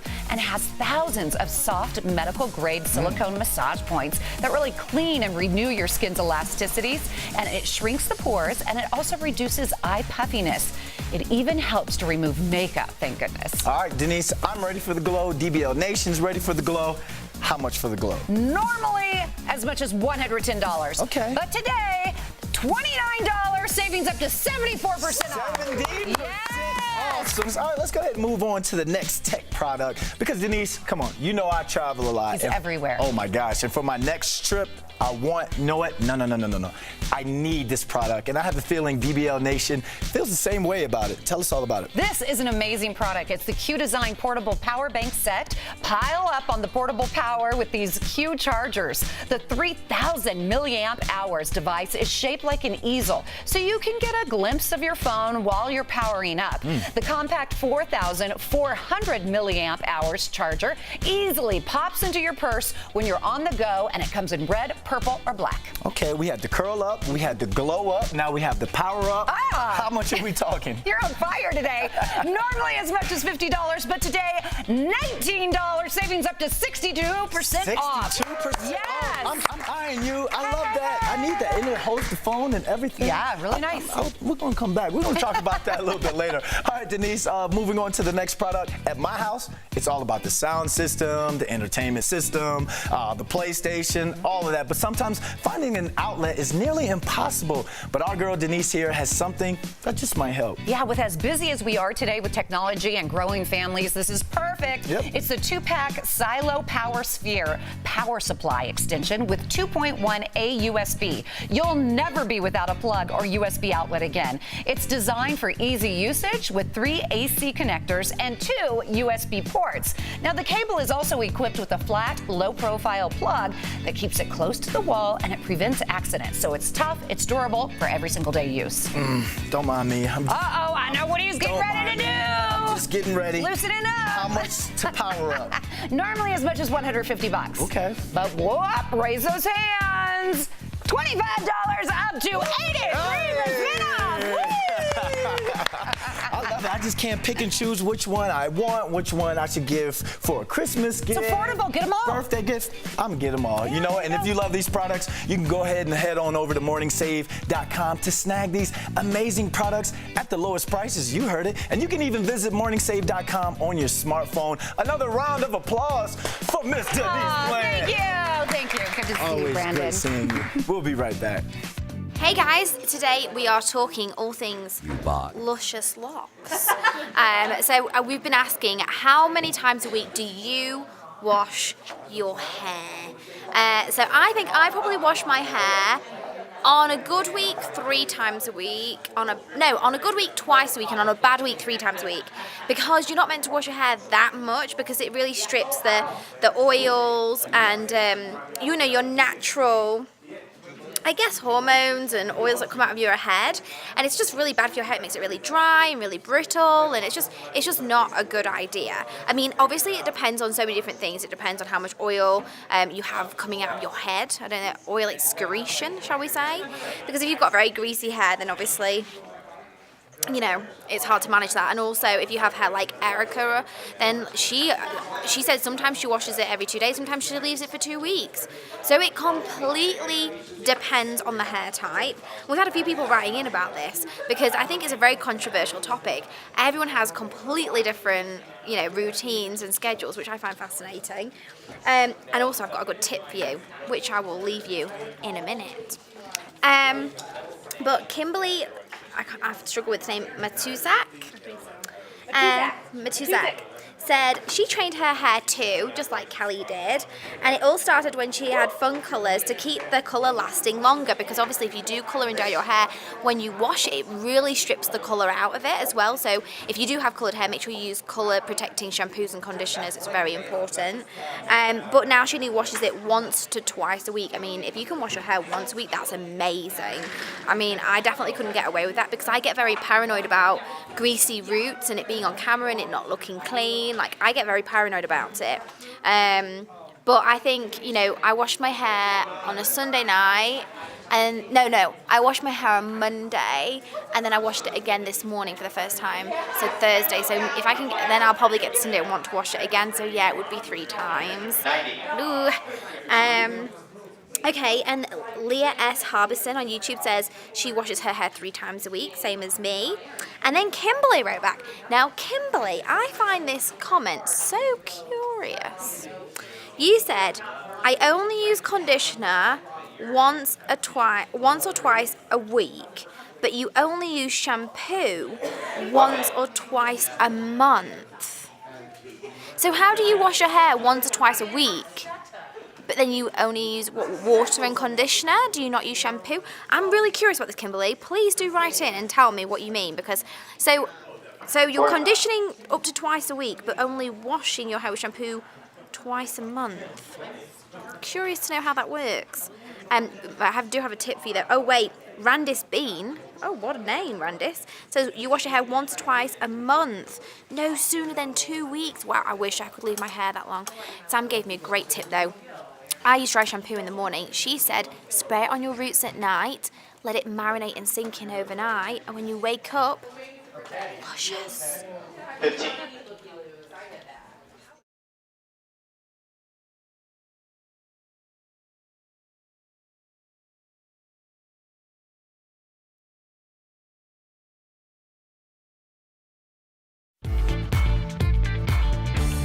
Welcome back to DBL. We love sharing your comments. Erica, what do we got? Well, Veronica says, Brandon, you called Beyonce corny. Oh. That's shady. Now the Illuminati will be after you. The Illuminati's been after me. I'm still here. I know. I don't see how corny and Beyonce correlate. Oh man, we don't have enough time. There will never be enough time to explain that one. We'll see you tomorrow, same time, same place. Bye, guys.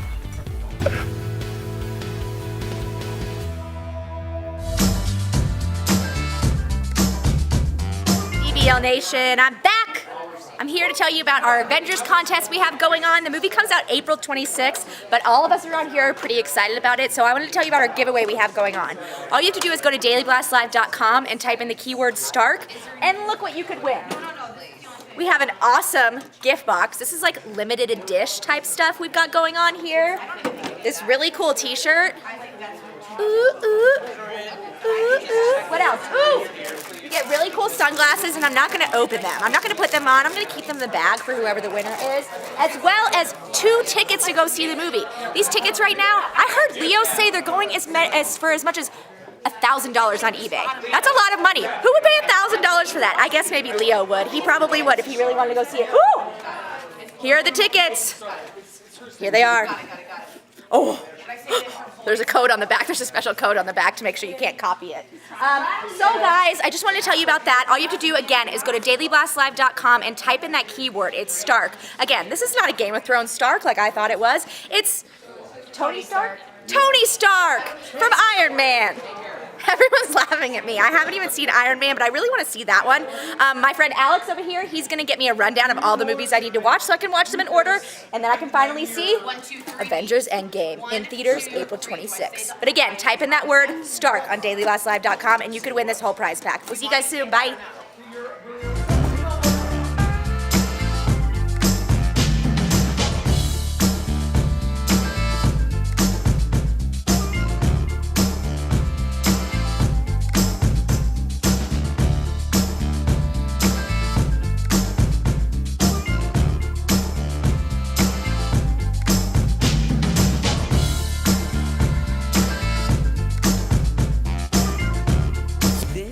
Daily Blast Live. We're talking about what you're talking about. Because everyone's talking about this. Always live, always real, always unpredictable. You are totally off base here. Log on and join our live conversation. I can't believe I'm saying this.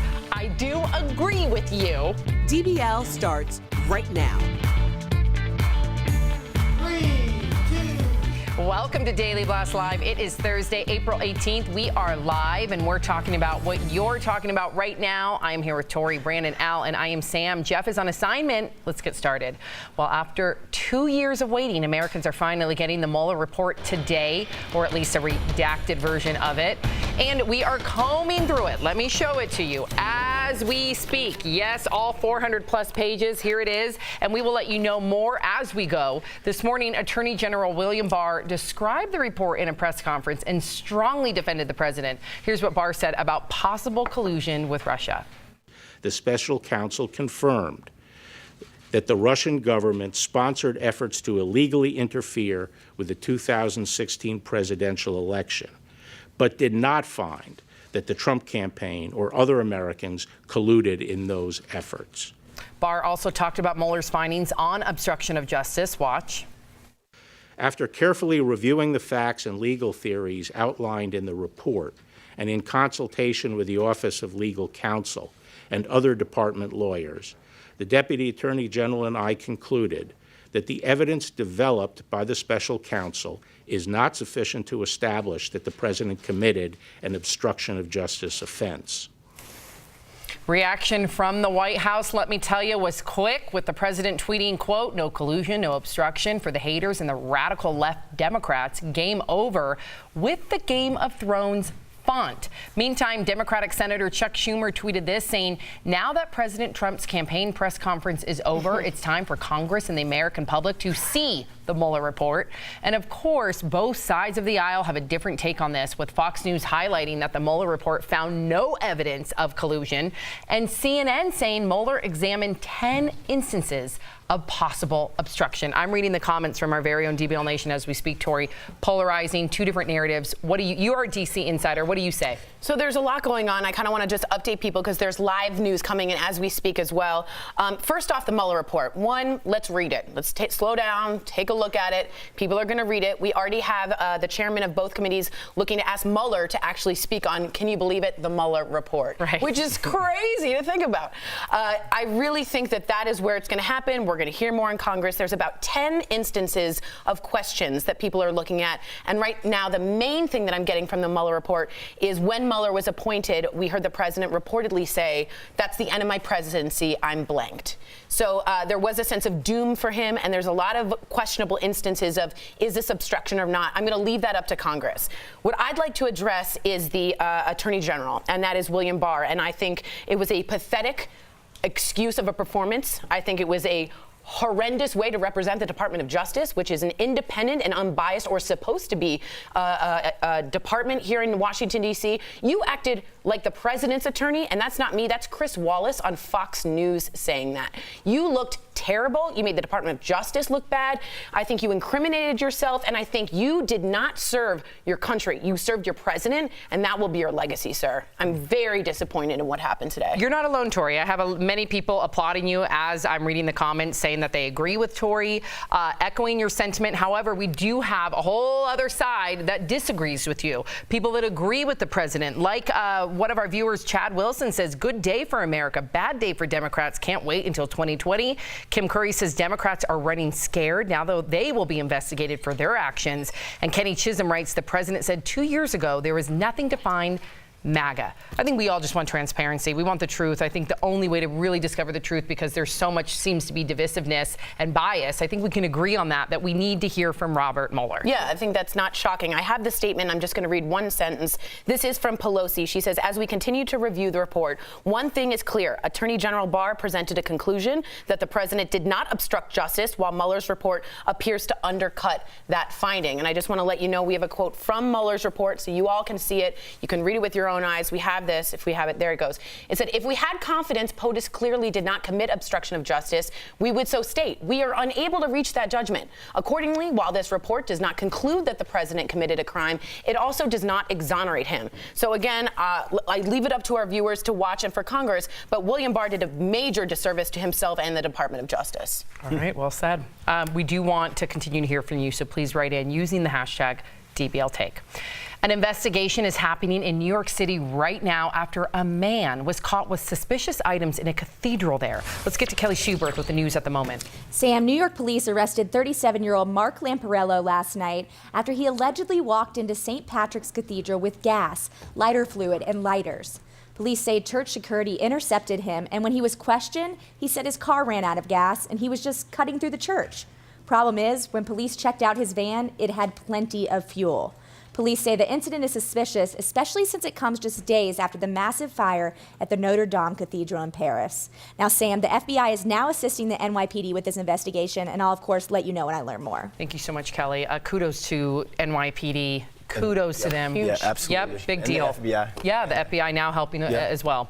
Switching gears to some entertainment news, Jeopardy host Alex Trebek is giving us an update on his health. You'll remember he told viewers earlier this year that he has stage 4 pancreatic cancer, and now he has a message for fans. I wanted once again to thank you for your continuing messages of encouragement and support. I've always tried to be straight with you, and I'm not going to stop now. So despite what you may have heard, I'm feeling good. I'm continuing with my therapy. So I look forward to seeing you once again in September with all kinds of good stuff. Great news, Alex. Meantime, James Holzhauer is crushing it on Jeopardy. In last night's episode, he won $131,000, topping his own single-day win record that he set last week of $110,000.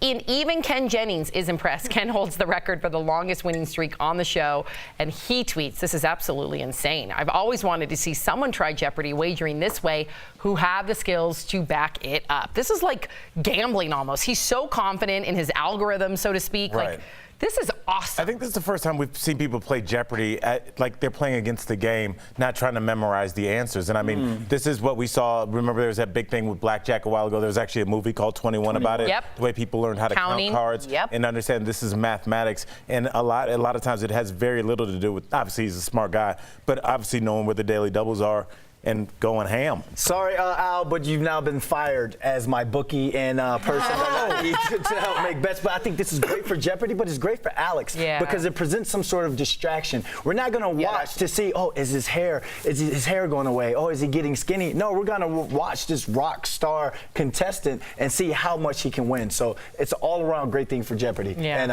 bad thing for Al. What's your best category in Jeopardy? I killed potpourri. U.S. presidents. That's mine. U.S. presidents Oh, that's a for good one. Tories. Rivers is the worst. Rivers. No one knows. I don't know what mine would be. Really? I think we know you. Rivers? Rivers. Rivers is the worst one. I know a lot about rivers and bridges. Oh. Yeah, covered bridges especially. Really? Yeah, I will be going on a covered bridge tour in the near future. Oh, wow. What a niche thing to know. Al, wake up. Al, sleep. She said covered bridge tour. Okay, all right. Do you hate yourself? I love me a good covered bridge. I'm worried about Okay, DBL is live. We'll bring you breaking news as soon as it happens. Coming up, she's famous for her yelling and dance moms, but Abby Lee Miller opens up about what's made her humble.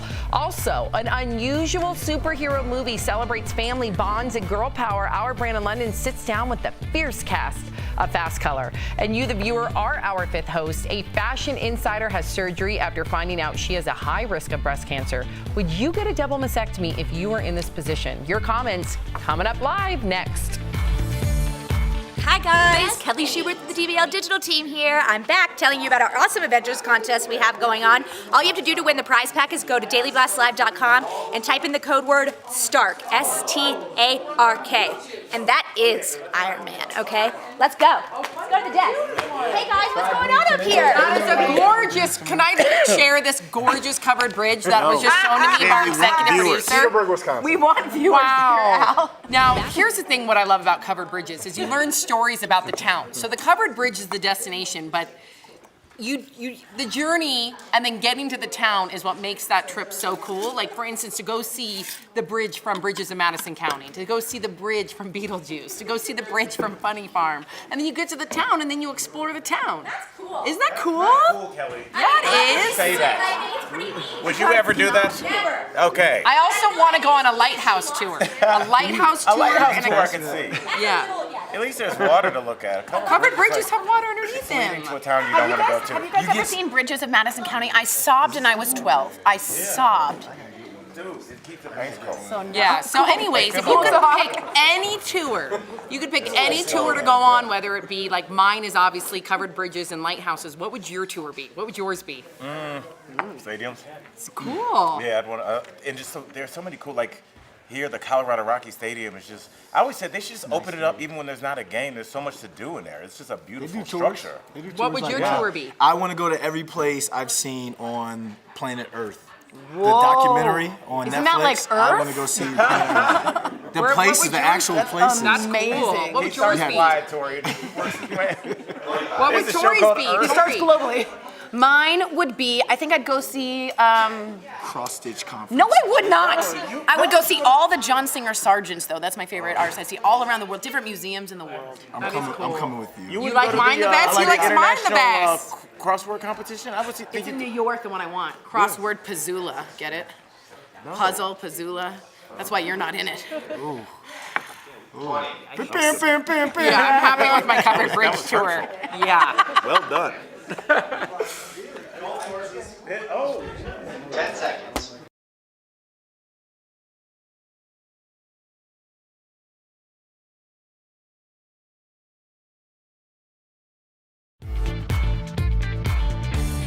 Welcome back to DBL. It is time for Fifth Host when we talk about what you're talking about. Nina Garcia is opening up about her preventative double mastectomy.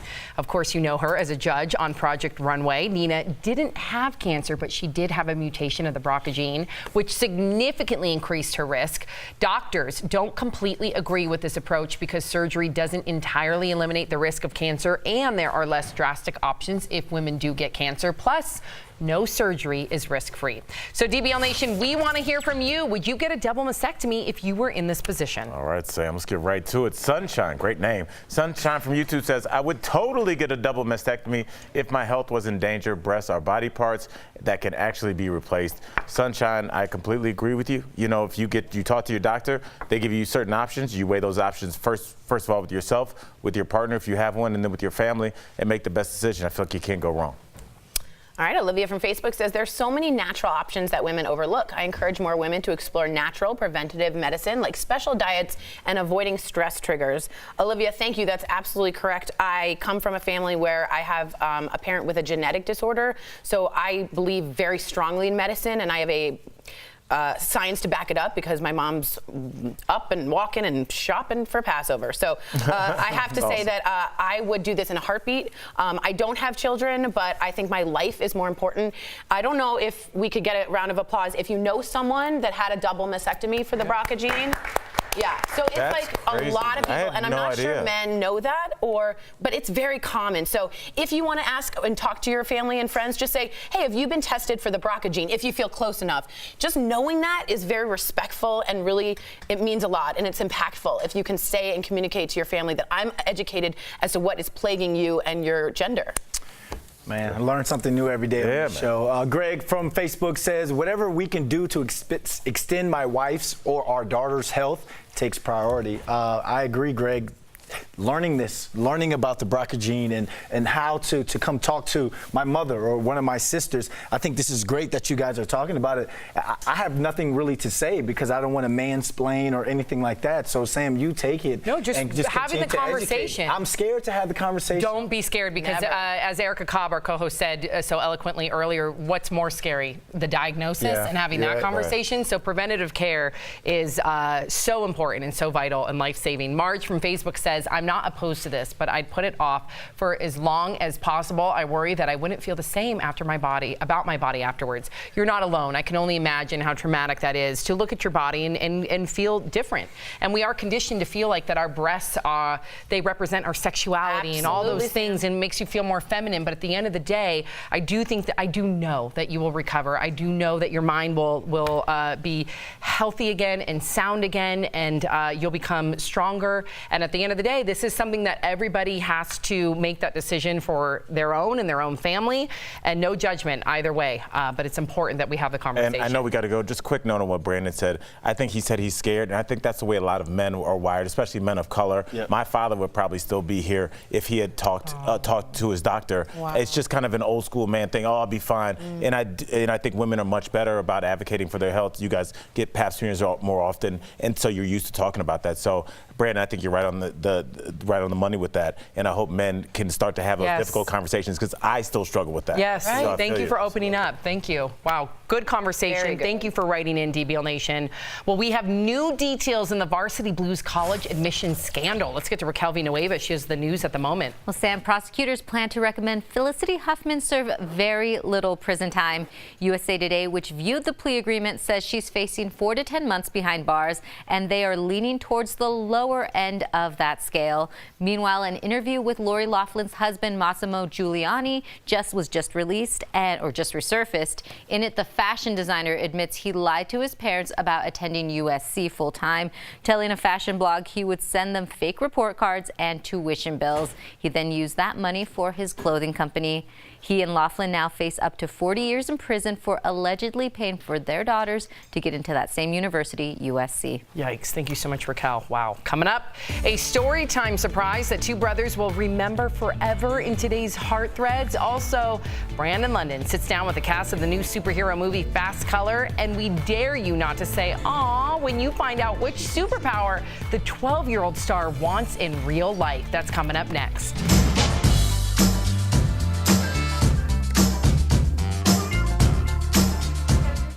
Hey, DBO Nation, welcome to The Breaks, where we bring y'all the latest trending stories, and we're talking about Avengers Endgame.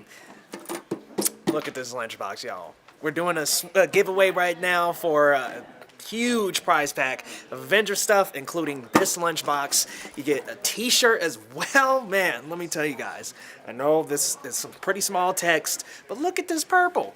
And also on the back, a cool disappearing A. If you watched Infinity War, you know what that means. The snap happened. But guys, oh my goodness, it's coming up very, very soon on April 26th. And like I said, we're giving it away. Just head on over to dailyblastlive.com/sweepstakes and enter the keyword Stark. And that's not for Starks from Game of Thrones. Kelly's been getting that stuck in my head, but it's actually for Tony Stark, Iron Man.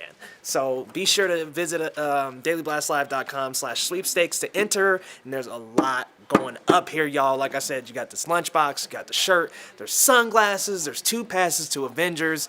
And I'm telling you guys, I've been looking on eBay and all over the place. I'm pretty sure somebody bought the $1,000 tickets for Friday. So these are some rare tickets. Be sure to get your hands on some of them, y'all.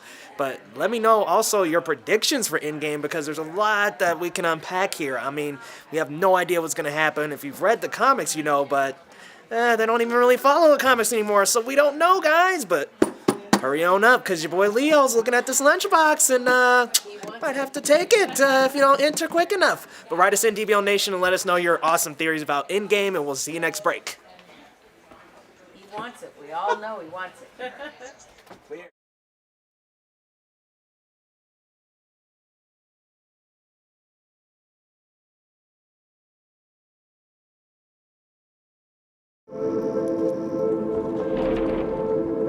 Lila, this is your mother.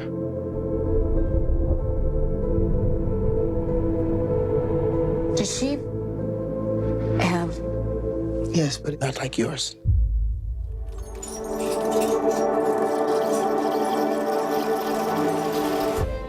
Our abilities can't fix things. Welcome back to DBL. Now, you just saw a clip from the groundbreaking film Fast Color, starring Gugu Mbatha Raw and Sanaya Sidney. It's about 3 generations of women who reunite as a family to channel their superhuman powers. Now, Gugu and Sanaya share what it's like being 2 female leads in a sci-fi action movie in today's Chatting with the Stars. Gugu and Sanaya, thank you so much for joining us at DBL. And you two met during auditions for Fast Color and instantly bonded because of your unique names. Now, what was that conversation like, and what do your names mean? Oh my gosh. Well, I think I met Sanaya at the audition, you're right, and I said, oh, Sanaya, I've never heard that name before. What does it mean? And Sanaya said... Radiant and brilliant. Ooh. Radiant and brilliant. I was like, wow. And my name is Gugaletu, my full name, and it means our pride. And I was like, I think we're going to get along because we've both got these epic names. Well, it looks like you wouldn't have bonded with me because I'm just Brandon. You know, I don't know what the significance is behind that. I don't know. I try and roll the R sometimes, but I'm done. Now, so Black Panther was one of the first major films to feature black women as superheroes. Were your characters written as black females? No. I mean, when I read the script, it was just Ruth, Bo, and Lila. There was no sort of ethnic specificity about the characters. Now, Gugu, what was it like playing a superhero struggling with sobriety? This is definitely an unconventional superhero story, and for me, you know, as you said, Ruth is, you know, has her addictions, and you know, she's in recovery, and for me, that really grounded the story in a recognizable reality. It gave it something really in the real world to struggle against. You know, this isn't like a superhero movie with capes and weapons and, you know, crazy special effects. You know, this is about real people. Your character, Ruth, has her own playlist of theme music. Now, what songs would you include on your own superhero soundtrack? And Sanaya, you can get in on that one as well. I grew up listening to Nina Simone with my mum when I was a little girl. Yeah. You know, and like Lauryn Hill. There's so many. I don't know. What would you have?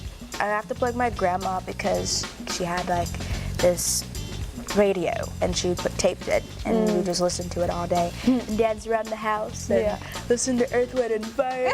Oh, okay. If you could pick one superpower, what would that be? I would have the superpower of making people happy. So I want my hands to get warm and put my hands on their face and for them to instantly feel emotionally happy inside. Oh, we could use a lot more happiness in the world today. It has been an absolute pleasure to talk to you. And DBL Nation, be sure to check out Fast Color, which is in theaters April 19th. Thank you for having us. Who run the world? There we go. We'll be right back. Promotional consideration is brought to you by... Hello. How is everybody? Sorry, that was weird. Michelle Murphy says, when the whole is watching on 9 News in Denver. What up, Denver? First of all, let's just talk about when spring's going to happen, because it is freezing today. When the whole report is released to the public and we the people can make the decision, then he can say he was vindicated. We already know Barr is in Trump's pocket. I just was holding out hope, Michelle. I thought he was more of a technocrat. I honestly thought he was more of a George H.W. Bush guy, but you are 100% correct. He's a political operative, in my opinion. I know a lot of you disagree with me, and I would love for you to talk to me about that. I know Mr. Vato oh, sorry, I was shopping. Hold on. Mr. Vato says, resident liberal hack, that's okay. When can the right, your own, we need, you guys are just part of the fake news. So that's what basically is what he's saying. He sort of disagrees with me. And totally, you're absolutely welcome to do so. And I actually haven't said anything about the Mueller report other than what you all can read on your own. I was just thinking that the Barr press conference was too quick, too political, too propagandist, and even if a Republican or Democrat, you should see that. So I'm okay if you keep calling me a hack. But what I can't stand is not being tanned. I'm just kidding. We have, I'm starting to really doubt if Trump will face any sort of discipline or fines or jail time for his actions. It's sad but true, says Kimberly Matusek. That's always up for debate, and that's going to be up to a Congress that the House of Representatives is Democratic, the majority is Democratic. The Senate is Republican right now. So if you want impeachment, you have to remember, you got to go through both houses. It can't just be one. So, yeah, it's going to be a lot of talk about lots of stuff for a long time, and I'm just going to leave that up to Congress because I don't know the minutia of things well enough, but I do think that the Mueller report should have, A, spoken for itself, and B, Mueller should have spoken out, if anyone, for the Mueller report, not Barr. So I'm just really disappointed, and I always felt the Department of Justice was one of these institutions that was always sort of these islands away from the political sort of swamp, and it just felt like even Chris Wallace, again on Fox, was like, it felt like he was the president's attorney giving like a press statement or a defense statement. But if you disagree, let me know, and I will talk to you guys soon. Madeleine Elisabetta, which is the nicest name I think I've ever heard. You guys are the most talented people in media. Thank you. But I'm also a hack, so make sure you know. I'm just kidding.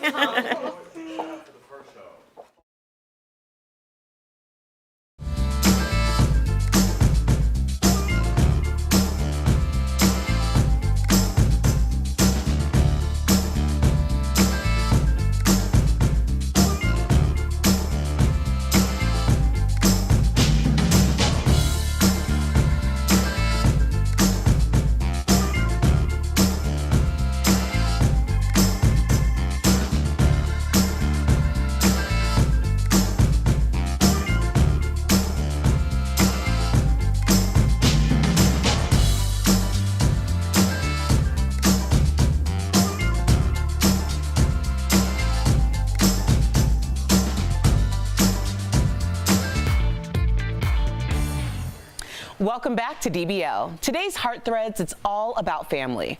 Watch how two little boys got the ultimate surprise during story time. This soldier gave his boys a big surprise during story time. Victor Cermino had been serving in Afghanistan for 9 months. His sons, Nathan and little Victor, were having a tough time without their dad. Sometimes we have the boys where they're asking for daddy. When is daddy coming home, having to explain it to them. So the boys' school helped set up a surprise. During story time, the librarian would dress up as a character from the story and accompany Victor in. 6-year-olds have known this secret since 7 o'clock this morning.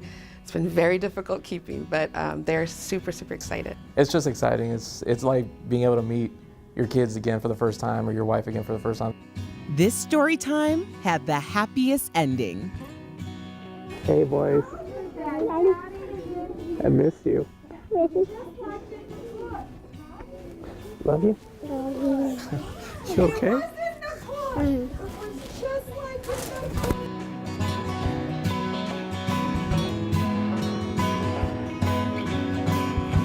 I love seeing stuff like that. Like when our soldiers come, our servicemen and women come home, and then they surprise the kid. Yeah. Like I love seeing videos like that, especially at sporting events. Or just any time. We forget the sacrifice that the whole family makes. Absolutely. That's what I like being overseas, you know, doing shows for our troops over there, and they're like, "Thank you for coming." I'm like, "No." Yeah, thank you. What do you Yeah. think? And the comedian. Yeah.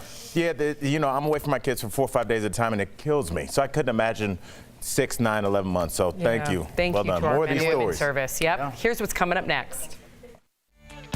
Queen Bee gets real about how she dropped the baby weight. We're giving you the skinny on the extreme Beyonce diet. Then, from dance studio fame to cancer survivor, Abby Lee Miller reflects on her life.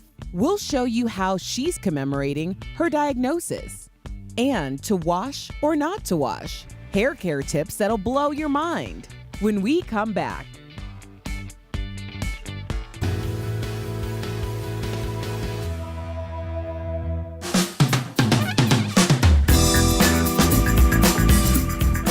Hey everyone, it's Leo here with Alex with the DBL Stream Team to talk about the shows we're excited to see on Disney Plus, y'all. Disney's premier streaming service is coming up this November, and there's a lot to unpack. We got a live-action Star Wars TV show, The Mandalorian, which will be its very first live-action TV show in the Star Wars series. They're also going to have the movies on there. You're also going to have Clone Wars. I mean, there's a lot of Star Wars on there, but let's not forget Marvel. We can't miss out with them. They're going to have spin-off series like Falcon and Winter Soldier.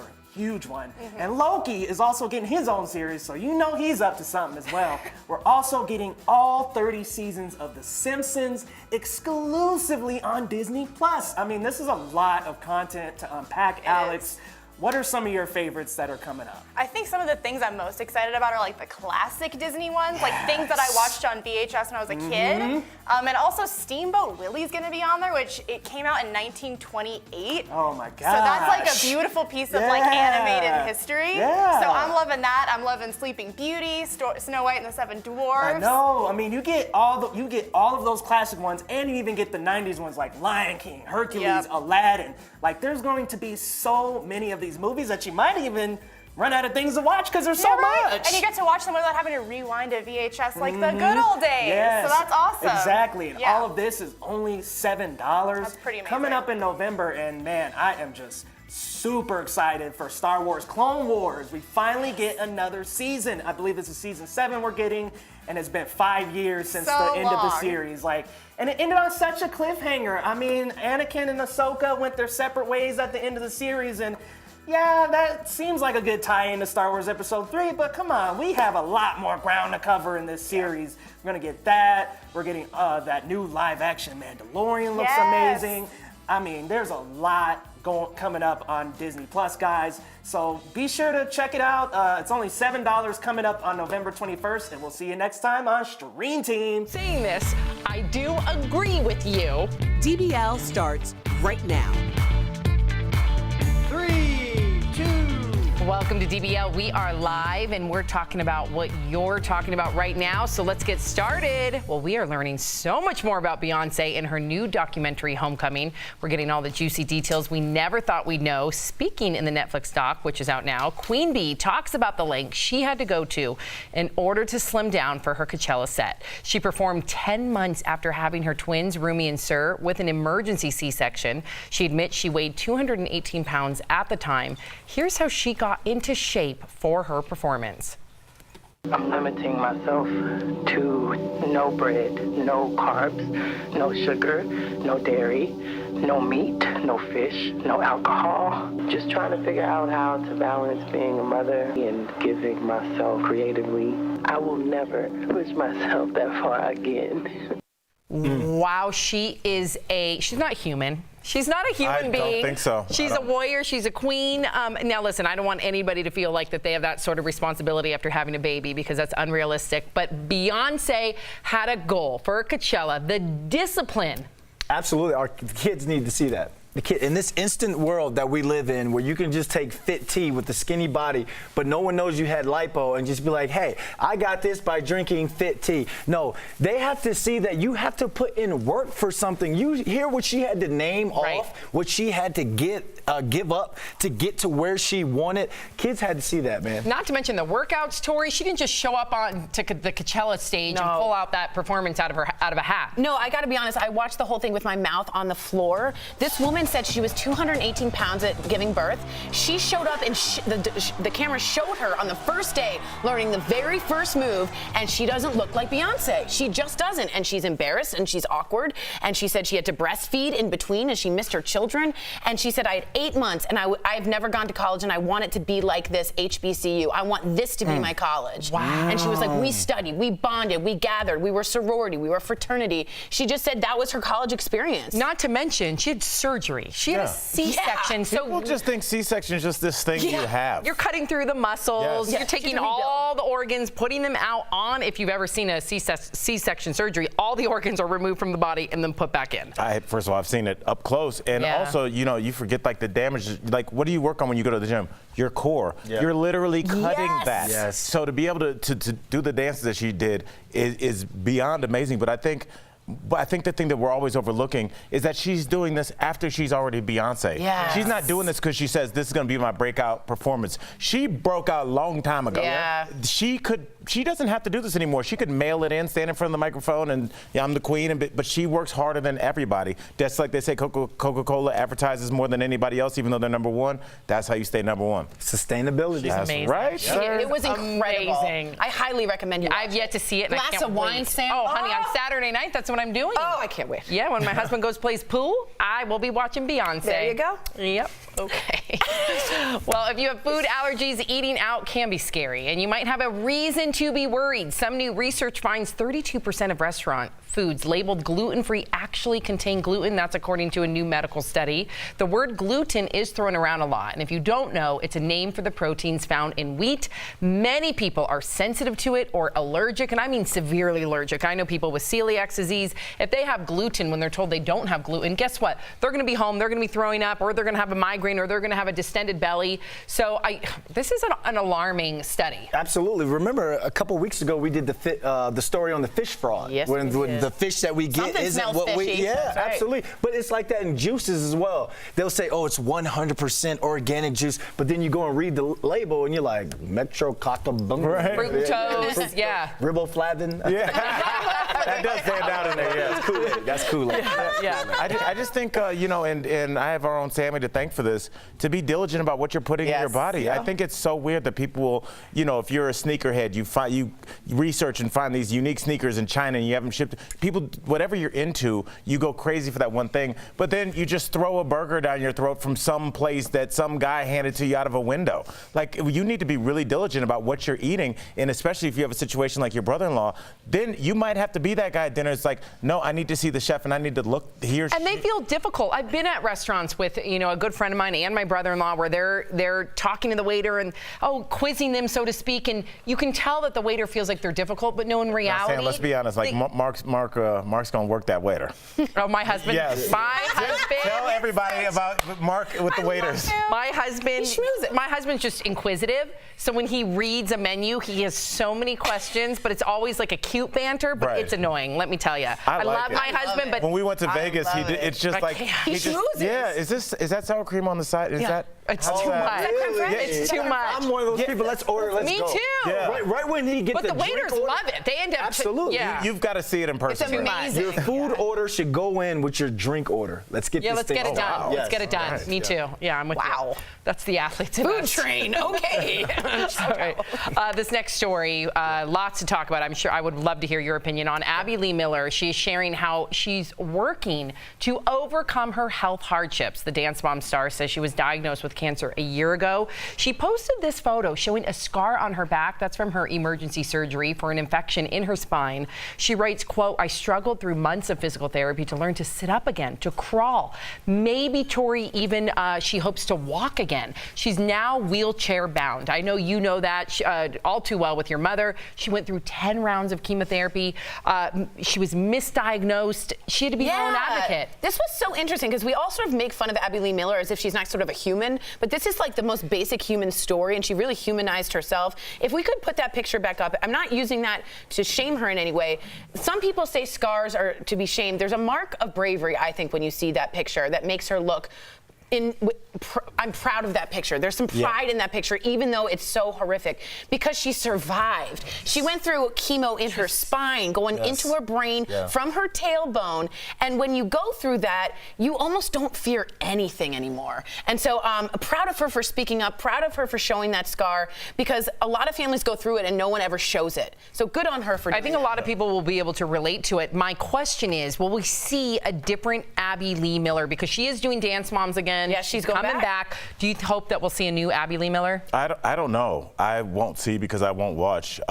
You know, obviously the beautiful thing about this show and what we always hope our audience gets from us is that we're able to have duality of thought. We can say that we wish her a speedy recovery, nothing but the best for her and her family. But at the same time, I feel like what the verbal and emotional abuse that she inflicted on those young women at a pivotal stage in their life is unforgivable. She cashed checks. Everybody that's involved with that show cashed checks at the detriment of those young women's self-esteem and self-worth. To have a woman yell at you like that in front of your parents on television, I can't imagine what they were getting on social media. I cannot let. Is that not just coaching? Coaching. It's coaching, Al. It's coaching. You got to coach these kids hard, man. There's one thing to be a dancer or to be an athlete. You have to teach these kids that the responsibility that, hey, if you don't do this, then you're letting your entire team down. Some kids, they come from parents that they just let you get away with everything. Let you get can do whatever you want. But when you're on a team sport, there are people who rely on you. I think there's a fine line. I think there's a fine line. I had a very tough coach, Jim Triplett. Love him, owe everything to him. One of the toughest coaches, but he did it with humanity, kindness, and he always empowered me. So isn't there a difference between yelling at you till you're crying and then empowering someone but still being tough? Different players need to be coached in different ways. You coach them hard, love them up. That's what you say. Look, all of this is true, but it's a reality show. She was playing to the cameras. That's what she's like. Yeah, she's also, you were signing up to be in that show. You were saying that's okay. But that this doesn't wasn't make it right. reality. And I know those girls, it's not don't right. we always say that those girls can't advocate for themselves? They can't sign a contract. Well, then the parents are guiding. Well, then shame on them. I mean, after the the Neverland and the abducted in plain sight, we've seen the parents let people down too. But so maybe the that's how I parents see needed it. a coach like that for their kid because they can't get through to them. I don't know. It's a good conversation. Right in, DBL Nation. We want to hear from you, too. Well, coming up, soft waves are all the rage. Yes, they are. In today's Deal Blast, we have an incredible bargain for turning straight hair into curls. Oh, Brookie, looking good, girl. And speaking of hair, do you know how often you should wash? According to the experts, we're going to tell you. You might be surprised. It's coming up next. Meet Hank and Roger.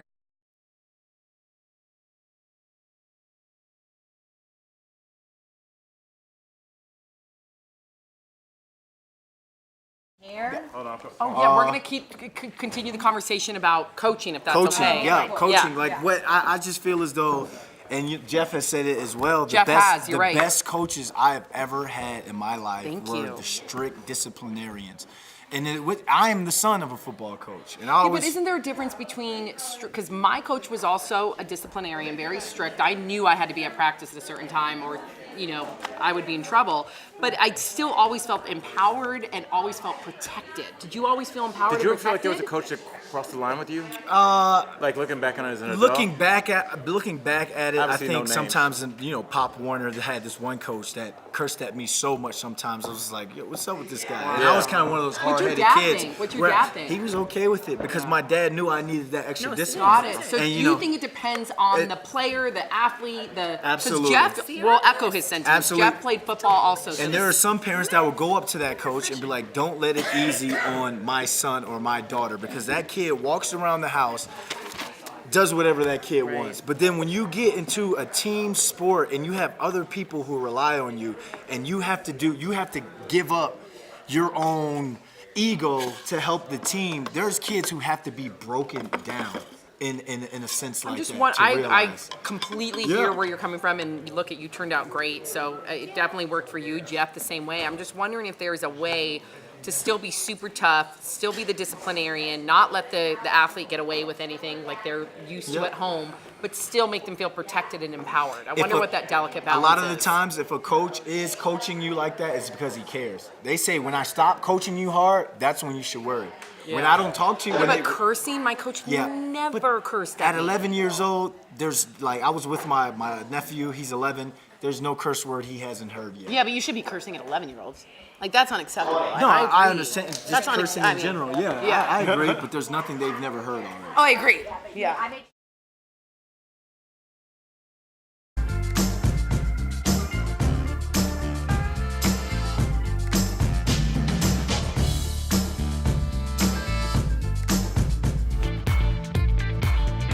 Welcome back to DBL. How often do you wash your hair? Working in live TV every day, all of us up here need to style our hair regularly, but not everyone always has the time. Like I do 2 days a week. What do you do? 3. Okay. I'm one time. Okay.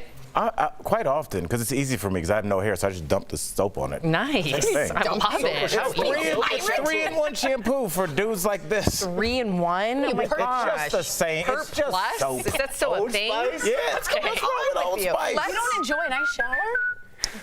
Okay.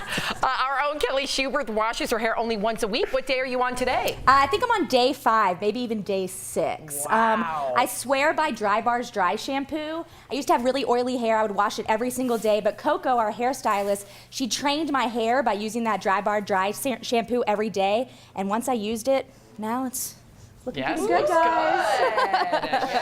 Ain't nothing but ultra perm. We do want to hear from our DBL Nation, though, so make sure you head over to dblvote.com. Let us know how many times a week you wash your hair. Experts are split. Some say you should wash your locks every day. Others say your hair needs to breathe. So here are some other factors that play into how often you should put down the dry shampoo, Kelly, and head for the shower. It's okay, Kelly, I'm right there with you. First, oil production. It plays a huge role in how dirty your hair can get, and that's partly based on your ethnicity. Oil production on your face and scalp determines how greasy your hair can get.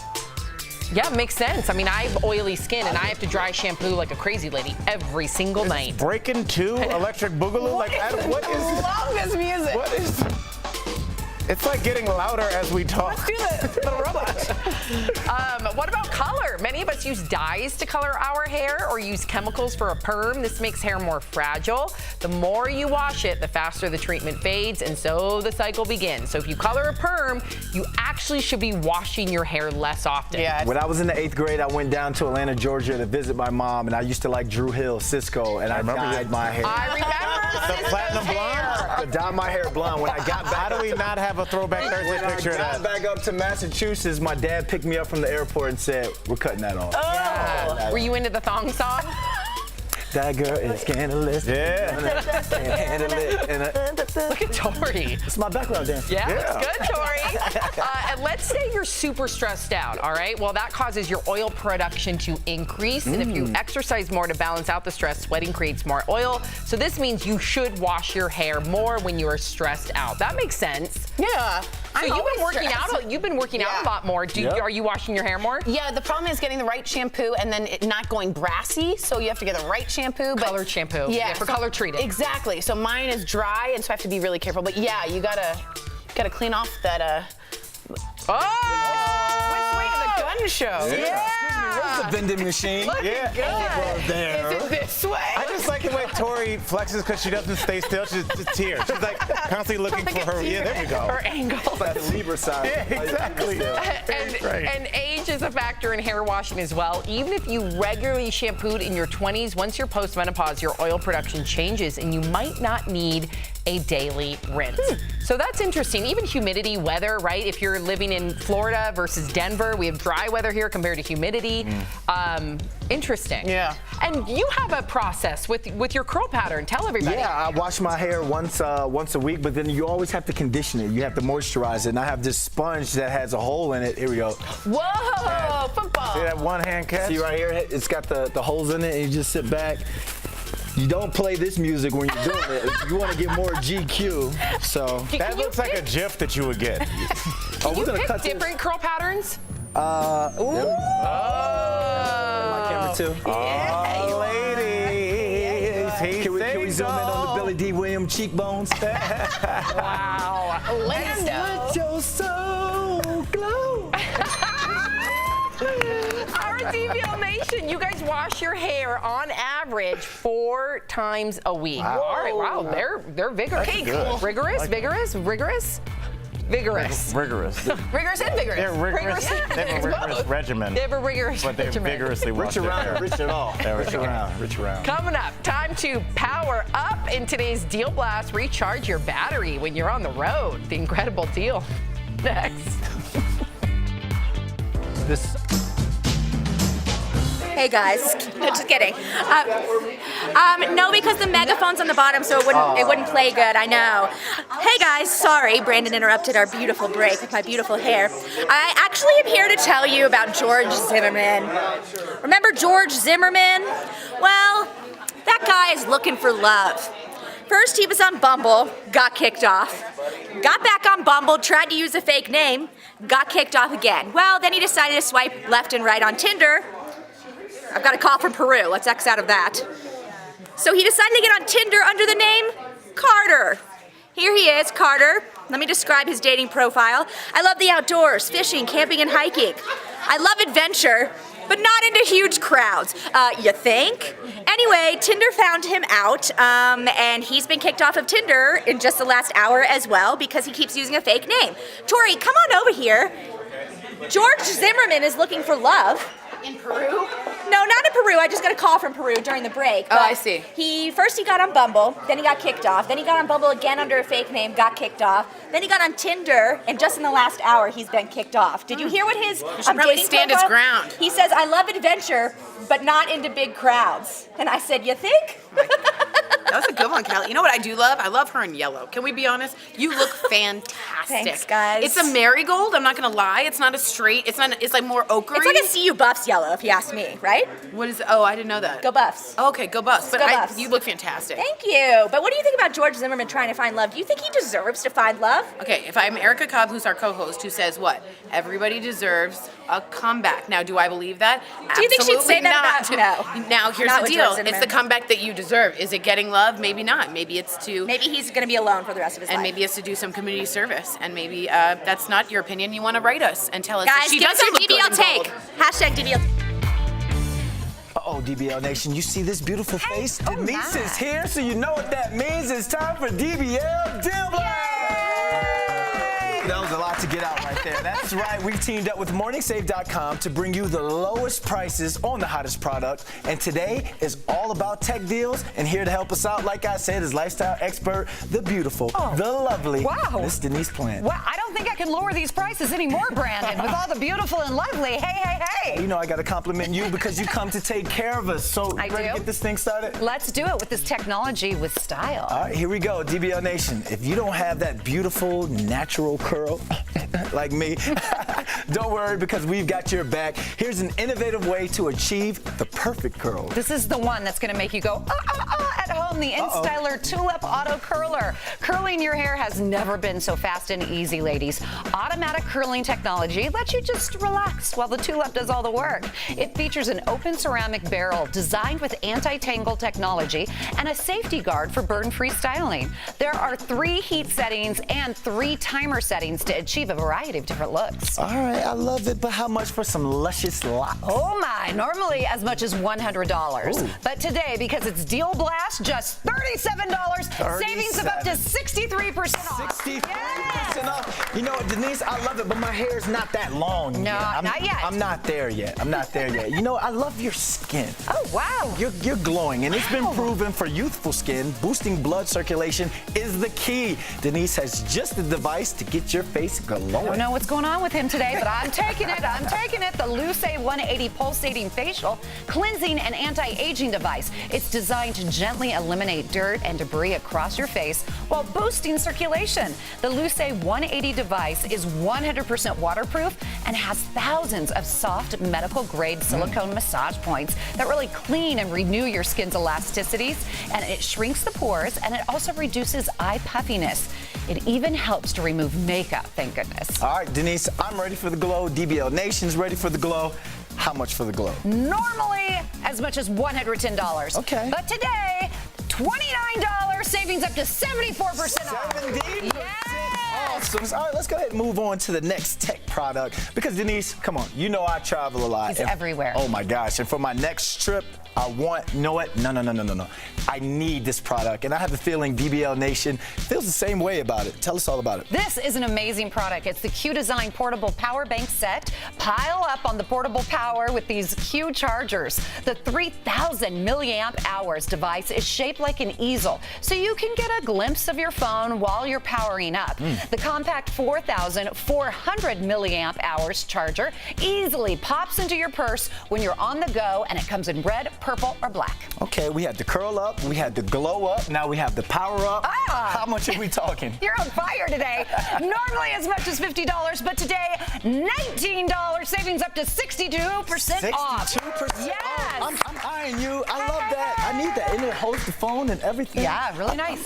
We're going to come back. We're going to talk about that a little bit later. All right, Denise, moving on to the next product. At my house, it's all about the sound system, the entertainment system, the PlayStation, all of that. But sometimes finding an outlet is nearly impossible. But our girl Denise here has something that just might help. Yeah, with as busy as we are today with technology and growing families, this is perfect. Yep. It's the 2-pack Silo Power Sphere power supply extension with 2.1A USB. You'll never be without a plug or USB outlet again. It's designed for easy usage with 3 AC connectors and 2 USB ports. Now, the cable is also equipped with a flat, low-profile plug that keeps it close to the wall, and it prevents accidents. So it's tough, it's durable for every single day use. Don't mind me. Uh-oh, I know what he's getting ready to do. Just getting ready. Loosening up. How much to power up? Normally as much as $150. Okay. But whoop, raise those hands. $25 up to 83% off. I love it. I just can't pick and choose which one I want, which one I should give for a Christmas gift. It's affordable. Get them all. Birthday gift. I'm going to get them all. You know what? And if you love these products, you can go ahead and head on over to morningsave.com to snag these amazing products at the lowest prices. You heard it. And you can even visit morningsave.com on your smartphone. Another round of applause for Miss Denise Bland. Thank you. Thank you. Good to see Always you, Brandon. great seeing you. We'll be right back. Promotional.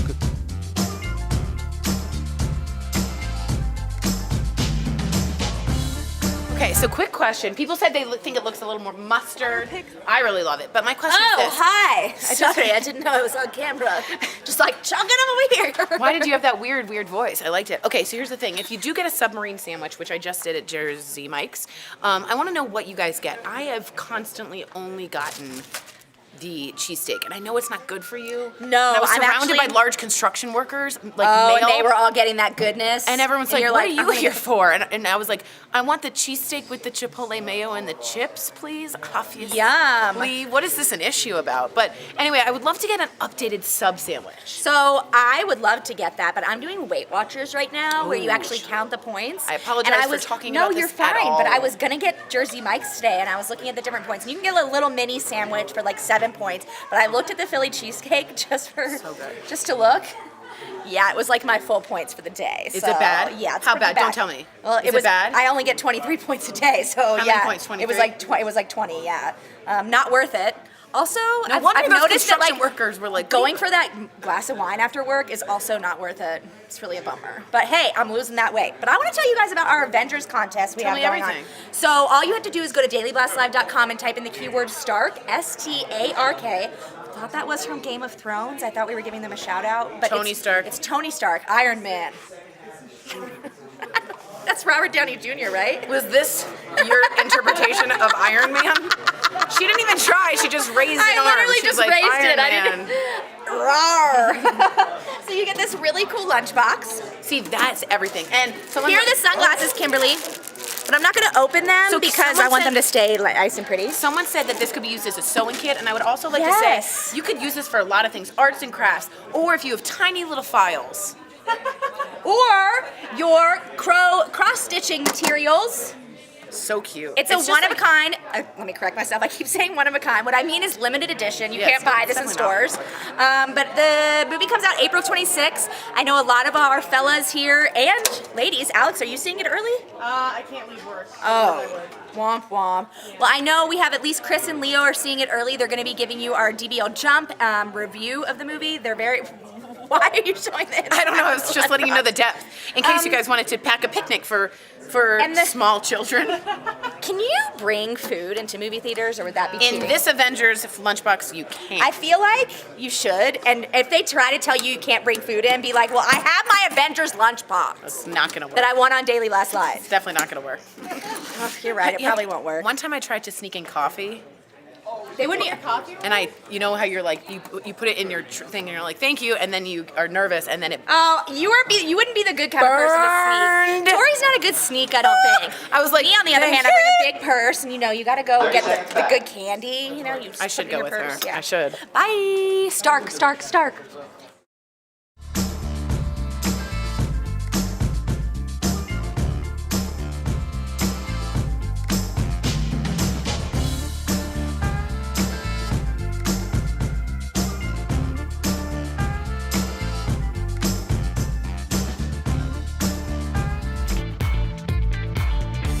Welcome back to DBL. We love sharing your comments. Tori, what do we got? Well, we have some really interesting ones. Naomi says, I'm just glad the report is out and people can finally read it.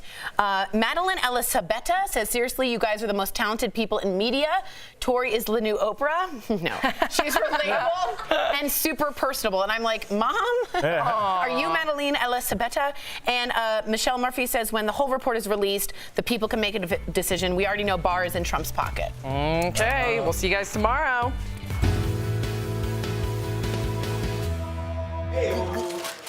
Look! Another cool thing you get to win in the Avengers prize pack. These cups are pretty cool, I'm not gonna lie. They're high quality blue plastic cups. Such high quality. BPA free, you guys. These are BPA free. Here are the sunglasses again. I'm not gonna take them out of the bag because I want them to stay nice and unscratched for you, but they're pretty cool. Again, this movie is in theaters on April 26th. Chris, I know you're excited about this movie. Yeah, sort of. Sort of. He's taking the day off to go see it, you guys. So I'd say he's pretty Why you gotta tell all my excited. business like that? Somebody on my business. Are you gonna borrow this shirt before you give it to a member of DBL Nation? Nah, I'm gonna probably go buy one you off the wouldn't do internet. that. Nah, I'm gonna Okay, get something but else. these are like going for a lot of money on the internet. These are tickets. I've heard they're up there for $1,000. So, yeah, these are very hard to come by to get tickets for a premiere day and premiere weekend. They're sold out all over the place, and that's why people are selling their tickets on eBay. This is the one that crashed the system, right? Probably. Yeah, I'm pretty sure AXS or one of those, or Fandango. AMC. Yeah, Yeah. AMC. It was AMC that Yeah. crashed. Yeah. Yeah, so makes sense. I know Leo's very excited. Leo, you Like- excited? Woo, he's Yeah, excited. I mean, if you look right now to find tickets that we can, you might get a seat right in front of the screen. Yeah, nobody wants that. You don't want that. No, I don't So, care that much about it's really seeing you. rough. You wouldn't want to do that. It's breaking all sorts of records in terms of pre-sales. It's nuts. So highly anticipated, everybody. Yep. So you can get this for free by just entering our contest. Keyword easy. is Stark. Stark, Iron Man. Bye, guys. Bye.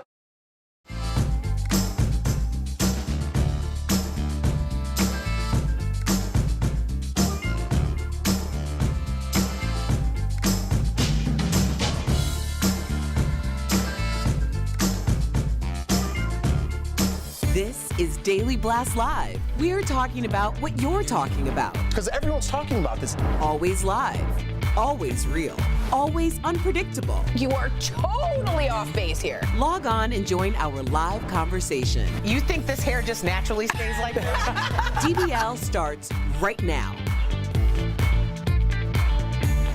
3, 2. Welcome to Daily Blast Live. It's Thursday, April 18th. We're live, and we're talking about what you're talking about right now. I'm here with the beautiful Erica, the beautiful Stephanie, the beautiful Al. Thank you. I'm beautiful Tori. Gorgeous. Yes, you Thank are. you, thank you, thank you. Jeff is on assignment. Let's get started. Well, guys, after 2 years of waiting, the Americans are finally getting the Mueller report today, or at least a redacted version of it. And we are combing through it as we speak, and we will let you know more as we go. This morning, Attorney General William Barr described the report in a press conference and strongly defended the president. Here's what Barr said about possible collusion with Russia. Take a look. The special counsel confirmed that the Russian government sponsored efforts to illegally interfere with the 2016 presidential election, but did not find that the Trump campaign or other Americans colluded in those efforts. Barr also talked about Mueller's findings on obstruction of justice. Take a look at this. After carefully reviewing the facts and legal theories outlined in the report, and in consultation with the Office of Legal Counsel and other department lawyers, the Deputy Attorney General and I concluded that the evidence developed by the special counsel is not sufficient to establish that the president committed an obstruction of justice offense. Reaction from the White House was quick, with the president tweeting, "No collusion, no obstruction," for the haters and the radical left Democrats. Game over, with, of course, the Game of Thrones font. Meantime, Democratic Senator Chuck Schumer tweeted this, saying, "Now that President Trump's campaign press conference is over, it's time for Congress and the American public to see the Mueller report." And of course, both sides of the aisle have a very different take on this, with Fox News highlighting that the Mueller report found no evidence of collusion, and CNN saying Mueller examined 10 instances of possible obstruction. So it's been a heck of a day. I will say we have the entire report right here. It's about 400 pages. That's all? Yeah, that's all. And it's up to you guys to read it. It's really up to Congress to read it and find there's about 10 instances in which things are a little bit hazy, sketchy. At one point, we know Trump said that once he heard Mueller was being appointed, he said, "That's the end of my presidency. I'm blanked." And there's 10 instances we're going to take a look. This is actually from Mueller about the report that I just want to give you from his own words. This says, "If we had confidence POTUS clearly did not commit obstruction of justice, we would so state. We aren't able to reach that judgment accordingly. While this report does not conclude that the president committed a crime, it also does not exonerate him." So it's up to the Congress to do so. In my opinion, and then we'll leave it all the way up to you guys, I think William Barr delivered a pathetic, horrible, pathetic excuse of a performance as he acted as if he was Trump's private counsel. And that's not my words, that's Chris Wallace from Fox. I think he put the Department of Justice to shame. It's supposed to be an independent, unbiased, and what he did was act like a phony, and it looked like Sean Spicer saying, "I have the biggest group of people ever for the election." It was sad, it was embarrassing, and he should be ashamed of himself. Well, Tori, you know, obviously we read all the comments here at DBL, and I've seen kind of the same comment over and over again. People are saying, he said, and he quoted, "No collusion, no obstruction." What would you, how would you combat that? I mean, it seems as if the AG said what Trump's been saying the entire time, and a lot of people feel like he's been exonerated. A lot of our viewers feel that way. So what would you say to them? I say, first off, let's just read the report. Let's slow down. Let's actually read the report. Remember that William Barr put that press conference out before anybody, including Congress, had a right to read it. That's never been done before. It is deliberately propaganda, and it looks bad for the country. He served as president, but not the country. As for collusion and an obstruction of justice, that's over my pay grade. That's why the Congress should get it, take a look, fully investigate. If they feel there's articles of impeachment, that goes to the House. But remember, you then go to the Senate for a trial to see. So it's going to take some steps here. But I don't like the Department of Justice speaking for the president, getting them a report beforehand. Republicans and Democrats alike should be concerned about that. I am concerned in that capacity. I think that everyone needs to take a step back and look at the long game, because the longest possible game in any presidency would be 8 years. That means whoever takes office next will expect, and rightfully so, the same type of consideration, the same type of treatment, the same type of everything that this administration has received. Is everyone okay with that? What's good for the goose is going to be good for the gander. And ultimately, we're all playing a game or trying to understand a game where no one really knows the rules. We used to have a standard group of social rules, norms, mores, and taboos. Ethics. Those are all combined. We decide as the people what will fly and what won't fly. When we're playing a game and people are continuing to change the rules as they go, that is a recipe for disaster, in my opinion. So I want to know, what is the long game? It's really interesting. Well, viewers who support the president are commenting that Chad Wilson says, "Good day for America, bad day for Democrats. Can't wait until 2020. Kim Curry says Democrats are running scared. Now they will be investigated for their actions. And Kenny Chisholm writes, "The president said 2 years ago there was nothing to find, MAGA." So yeah, I think you're right. The one thing I have a problem with really here is when an unbiased person acts as a political operative. It was not good for the Department of Justice and not good for our country. So that's how I feel about that. So write me if you disagree. I would love to debate with you. I think they're going to do that. I can't wait for it. I love it. All right, investigation is happening right now in New York City after a man was caught with suspicious items in a cathedral there. Let's get to Kelly Schuberth with the news at the moment. Tori, New York police arrested 37-year-old Mark Lamparello last night after he allegedly walked into St. Patrick's Cathedral with gas, lighter fluid, and lighters. Police say church security intercepted him, and when he was questioned, he said his car ran out of gas and he was just cutting through the church. Problem is, when police checked out his van, it had plenty of fuel. Now, police say the incident is suspicious, especially since it comes just days after the massive fire at the Notre Dame Cathedral in Paris. Now, Tori, the FBI is now assisting the NYPD with this investigation. I'll let you know when I learn more. Thank you, Kelly. Well, switching gears to some entertainment news, Jeopardy host Alex Trebek is giving us an update on his health. You'll remember he told viewers earlier this year that he has stage 4 pancreatic cancer, and now he has a message for fans. I wanted once again to thank you for your continuing messages of encouragement and support. I've always tried to be straight with you, and I'm not going to stop now. So despite what you may have heard, I'm feeling good. I'm continuing with my therapy. So I look forward to seeing you once again in September with all kinds of good stuff. Oh, man. Who's a hero for 3,000? Yeah. Alex Trebek. Were you a Jeopardy fan? In England, we don't have Jeopardy. We don't have it. And I learned who Alex was when I moved here. And mainly I learned who he was through Miss Erica Cobb, who watches this show a lot, apparently. Yeah, so my husband and I, we record all the Jeopardy episodes. If we can't watch them that day, then we'll watch 3 or 4 all together. So it's really exciting right now because it's so unprecedented what is happening on the show. The numbers and it's incredible. But Alex Trebek has been so steady. He's been exactly who he is professionally as a host. There's never been a time where I've looked and even I have to remind myself because of these stories that he is battling a serious illness. So he's just a consummate professional, and I mean, forever, he's an absolute icon. So Erica was saying the other day that it's coming up to the end of the season of Jeopardy. Is it like at the end of the game show? And you said that they were really like looking for new contestants a lot. The promos seem to be running a little bigger and more frequently than usual. I have noticed that. So I don't know if that has something to do with what's happening with Alex or not. So I think that's because they're going to try and pull the filming of it a bit forward so he can have his treatment. That's what I would say, because he's looking great at the moment. Obviously, he says he's feeling okay. I mean, I hope he does really well. But I think it's so that they can guarantee another season. That's a good theory. I hope so. Well, DBL, we're live. We're bringing you breaking news as soon as it happens. And coming up, she's famous for yelling in Dance Moms. But Abby Lee Miller opens up about what has made her humble. You'll never believe it. Also, an unusual superhero movie celebrates family bonds and girl power. Our Brandon London sits down with the fierce cast of Fast Color.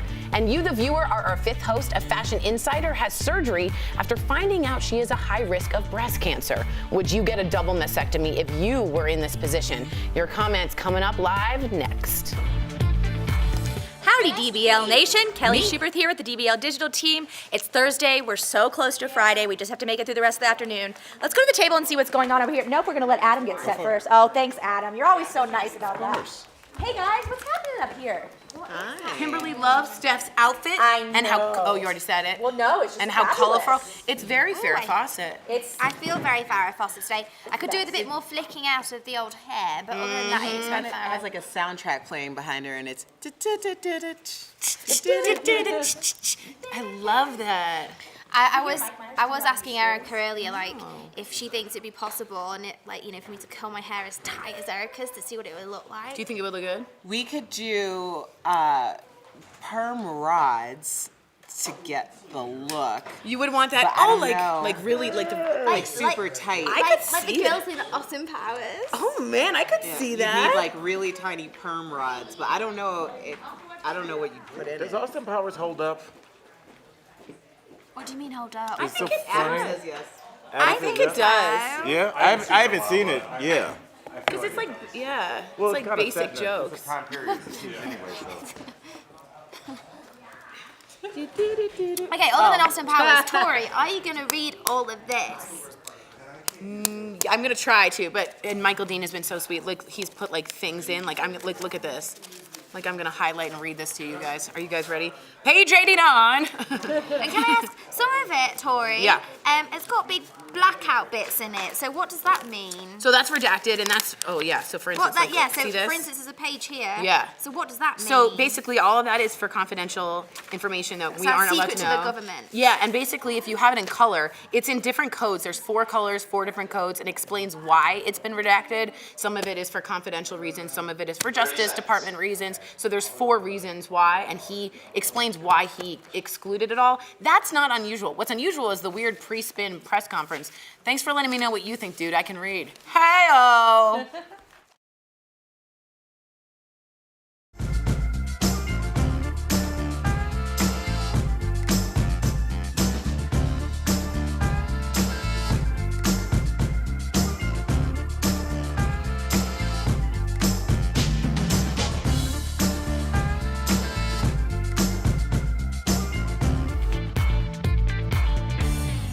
Welcome back to DVL. It's time for Fifth Host when we talk about what you're talking about. Nina Garcia is opening up about her preventative double mastectomy. You might know her as a judge on Project Runway. Now, Nina didn't have cancer, but she did have a mutation of the BRCA gene, which significantly increased her risk. Now, doctors don't completely agree with this approach because surgery doesn't entirely eliminate the risk of cancer, and there are less drastic options if women do get cancer. Plus, of course, no surgery is risk-free. But what would you do? Would you get a double mastectomy if you were in this position? Well, Alec from Facebook says, it would be an adjustment for sure if my wife had that done, but it's really up to her. Alec, I appreciate that. I'm sure your wife does too. But this is also a very family, it's a family occurrence. When my mother had breast cancer, I immediately got tested for BRCA 1 and 2. They came back negative. Ironically, I was thinking about getting an augmentation at that point, so I kind of took it as a sign and went ahead and got tested for BRCA. When it came back negative, my mother and I had a long conversation. I decided not to do the augmentation at all. That was 10 years ago. What's really important is that people are proactive about their both breast and ovarian cancer.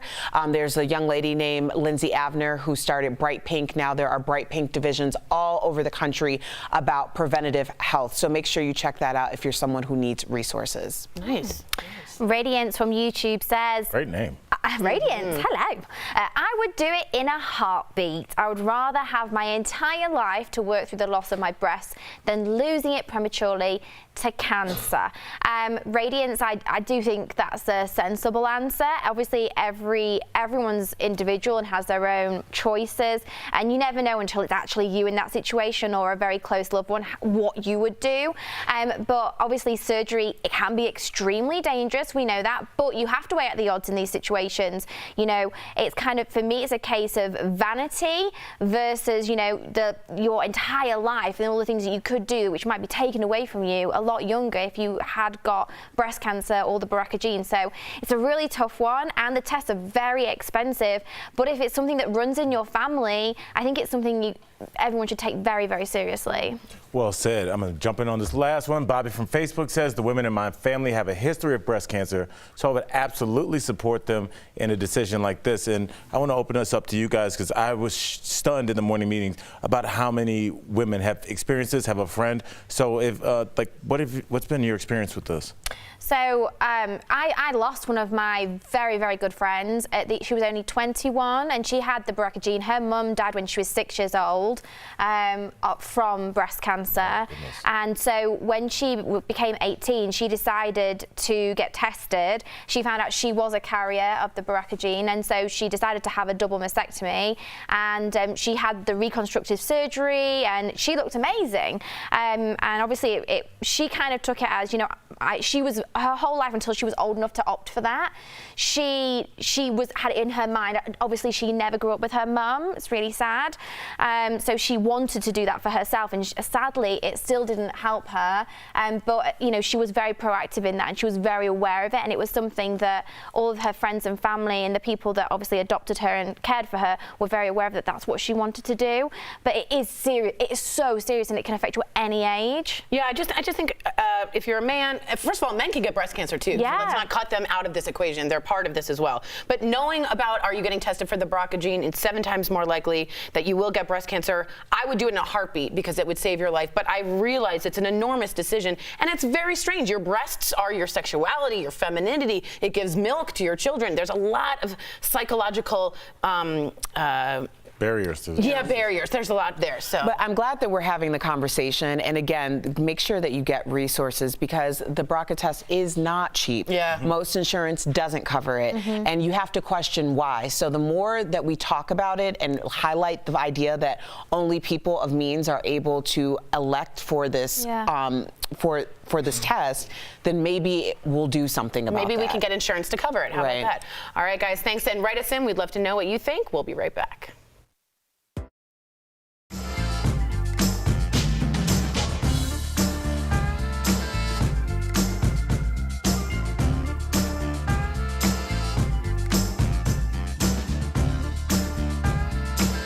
Hey, DBO Nation, welcome to The Breaks, where we bring y'all stories instead of boring commercials. And this is coming out of IGN.com. Chris Hemsworth, we know him very much as Thor, is talking about his experience filming Thor, and he's specifically talking about Thor Dark World and how underwhelming the experience was, because when he was filming that movie, he said it was a very tight character. The story and everything was tight. He didn't really have a lot of creative freedom in this franchise, and he felt very closed in, very tight on the character. The character was dry. The story was pretty dry, and Marvel fans, if you've seen The Dark World, you know how boring and dry of a movie that is. I mean, I'm not even over-exaggerating. I'm not under-exaggerating at all either. It's just, out of the rest of the movies, it's not the best.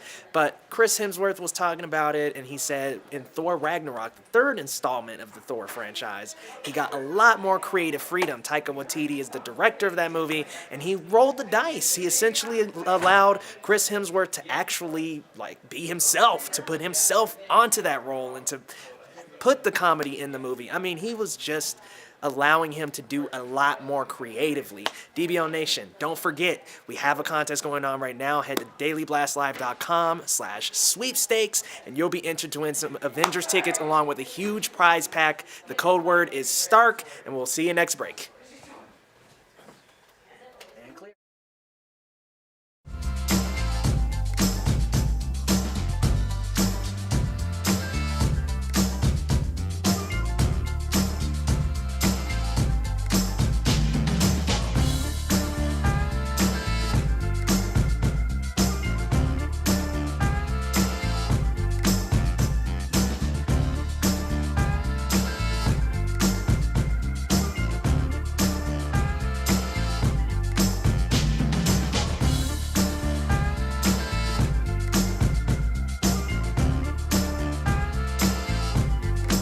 Welcome back to DBL. Now, you just saw a clip from the groundbreaking film Fast Color, starring Gugu Mbatha Raw and Sanaya Sidney. It's about 3 generations of women who reunite as a family to channel their superhuman powers. Now, Gugu and Sanaya share what it's like being 2 female leads in a sci-fi action movie in today's Chatting with the Stars. Gugu and Sanaya, thank you so much for joining us at DBL. And you two met during auditions for Fast Color and instantly bonded because of your unique names. Now, what was that conversation like, and what do your names mean? Oh my gosh. Well, I think I met Sanaya at the audition, you're right, and I said, oh, Sanaya, I've never heard that name before.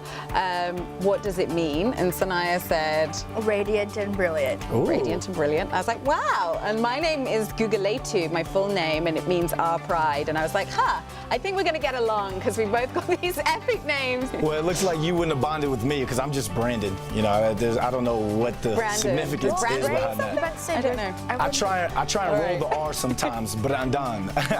Now, so Black Panther was one of the first major films to feature black women as superheroes. Were your characters written as black females? No. I mean, when I read the script, it was just Ruth, Bo, and Lila. There was no sort of ethnic specificity about the characters. Now, Gugu, what was it like playing a superhero struggling with sobriety? This is definitely an unconventional superhero story, and for me, you know, as you said, Ruth has her addictions, and she's in recovery, and for me, that really grounded the story in a recognizable reality. It gave it something really in the real world to struggle against. You know, this isn't like a superhero movie with capes and weapons and, you know, crazy special effects. You know, this is about real people. Your character Ruth has her own playlist of theme music. Now, what songs would you include on your own superhero soundtrack? And Sanaya, you can get in on that one as well. I grew up listening to Nina Simone with my mum when I was a little girl. Yeah. You know, and like Lauryn Hill. There's so many. I don't know. What would you have? I have to plug my grandma because she had like this radio and she taped it and we just listened to it all day and dance around the house and listen to Earth, Wind and Fire. Oh, okay. Nina and if you could pick one superpower, what would that be? I would have the superpower of making people happy. So I want my hands to get warm and put my hands on their face and for them to instantly feel emotionally happy inside. Oh, we could use a lot more happiness in the world today. It has been an absolute pleasure to talk to you. And DBL Nation, be sure to check out Fast Color, which is in theaters April 19th. Thank you for having us. Who run the world? There we go. We'll be right back. Promote. All right, so Steph, you guys, I'm sure you guys are watching. You saw Steph said they don't have Jeopardy in London. So, like, what's the equivalent of a popular quiz show? So describe the exact format of Jeopardy to me so I can make an accurate comparison. So Jeopardy, you answer in the form of a question. Yeah. And you have the more difficult the question, the more points you get. Yeah, the more points it's worth. Yeah. And so you just go through and you pick a category, science, and I'll take science for 300. So the 300 question will be harder than the $100 question. Yeah. And then so you just go through and you just until all the categories are empty. So we have something similar, and it's the thing I can relate it to the most is a thing called the chase. And what happens is every day, so it's you versus like the chase master or whatever they're called. Ooh, that's a cool And name. there's literally kind of like 6 of them, and they're all experts in a certain field. So like one might be an expert in science, one might be an expert in history, whatever. Right. And you go against them, and then you'll say, I want to answer a question worth like £300. And then the expert has to answer in secret. You have to answer in secret, and if you win, you get the money, and if not, the chase takes you're knocked out. Oh. So that's the most thing I Wait, can so think it's that's like similar. you have to go up against an expert in that field?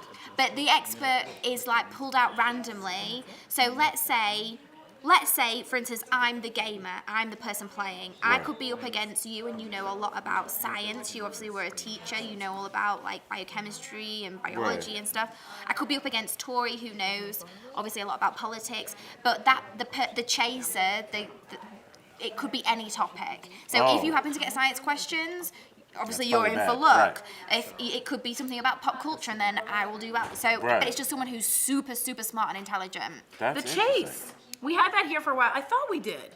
Yeah, it was with on that Game Show guy. Network. This is not going to be helpful. It's just the chasers are general knowledge experts. Mark the Beast Labatt was one of the Beast, and they have nicknames. I'm not helping anybody. They I'm have just really shouting horrible nicknames as well, like the sergeant, the trungent, the trungent. You know, what does like that mean? I don't even know.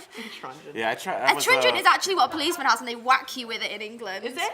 Yeah, it's horrible. Oh God, you don't want to be hit by one of those. A trungent? Like it's is like it a baton, like a stick? A baton. A Yes. baton. Oh. Al, you're such a trungent. There we go. I just kind of said it as a name for a person because I just knew it was not a nice word. Yeah, I was down to the last 3 to host that game show, Chain Reaction. Really? Yeah. I can see Al on a game show. Oh, he would be fantastic. I think you would be so hilarious. What kind of game show would you like to? If you could host any type of game show, what game show would you like to host? All decide now. I would like to do a late night show one with drinking. A late night show with drinking. Yeah, drinking game show. I don't know about the sustainability of that. You know, I think or the first. Of me. Yeah, right. No, well, I did. What would you like? I did that show. I was on that show, Mind of a Man. I told you about that. This story. It was on Game Show Network. D. Ray Davis hosted it. I did like 4 episodes, and they called me, and the producer was like, "Do you drink?" That was like the first. I was like, "Yeah." And I'll tell you, like, yeah, it was. It's a good story, guys.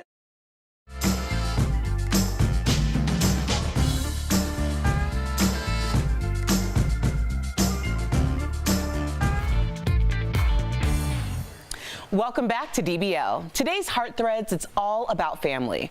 Watch how two little boys got the ultimate surprise during story time. This soldier gave his boys a big surprise during story time. Victor Cermino had been serving in Afghanistan for 9 months. His sons, Nathan and little Victor, were having a tough time without their dad. Sometimes we have the boys where they're asking for daddy. When is daddy coming home, having to explain it to them. So the boys' school helped set up a surprise. During story time, the librarian would dress up as a character from the story and accompany Victor in. 6-year-olds have known this secret since 7 o'clock this morning.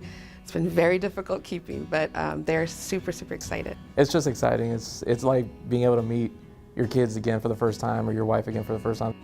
This story time had the happiest ending. Hey, boys. I miss you. Love you? You okay?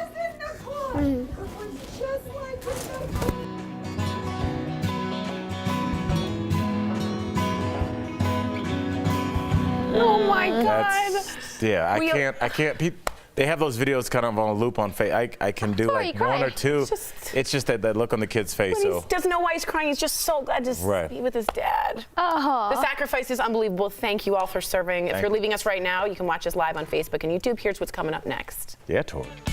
Queen Bee gets real about how she dropped the baby weight. We're giving you the skinny on the extreme Beyonce diet. Then, from dance studio fame to cancer survivor, Abby Lee Miller reflects on her life. We'll show you how she's commemorating her diagnosis. And to wash or not to wash, hair care tips that'll blow your mind when we come back.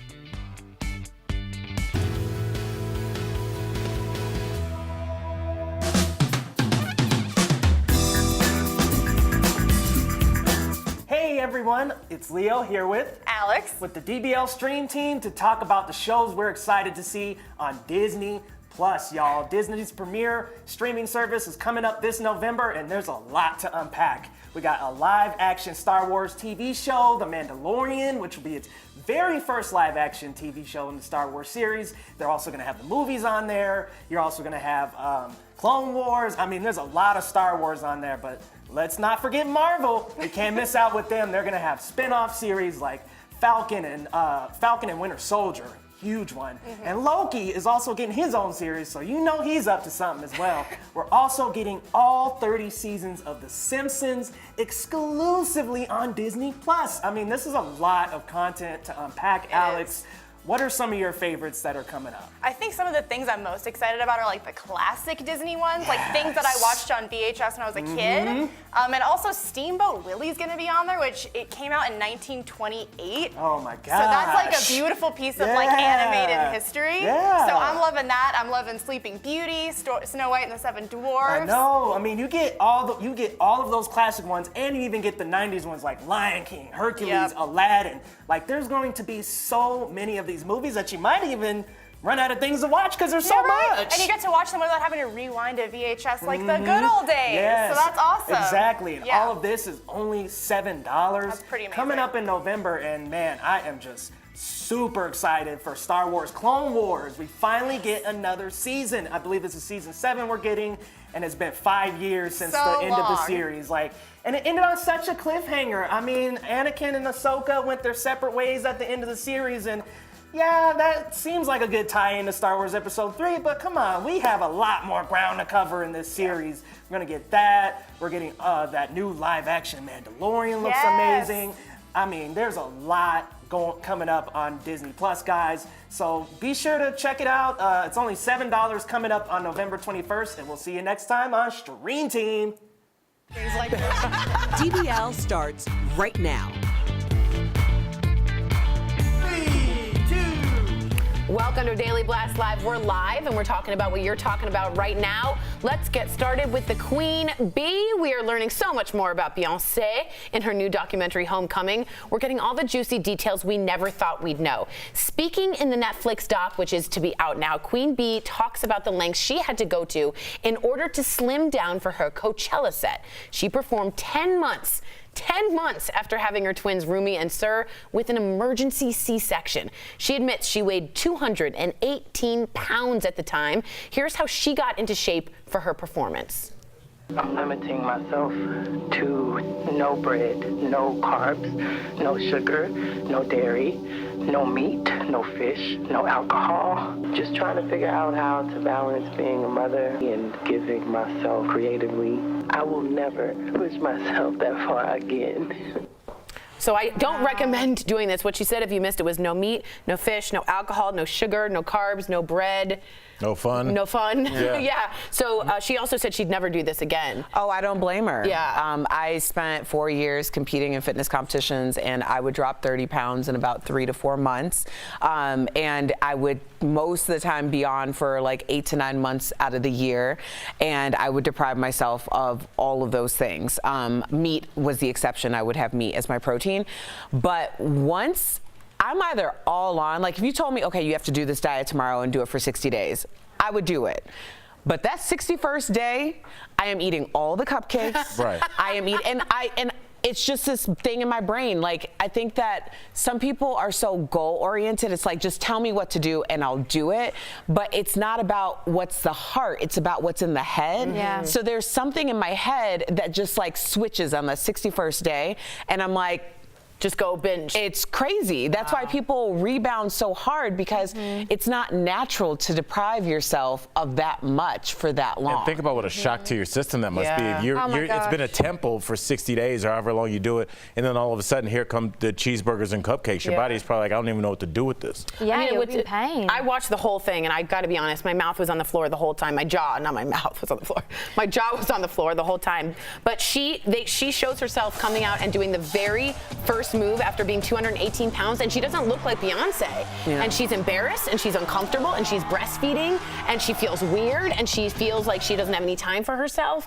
But she said this was her college. This 8 months of working with these historically black college bands was her sorority. And she wanted to show the world about how proud she was to be a black woman. And she was the first one to headline Coachella. And it was amazing. I highly recommend it. I think it's amazing. I think it's amazing that she documented it. It's such a privilege because Beyonce is a very private person. Yes. We Very don't good normally point. get to see this.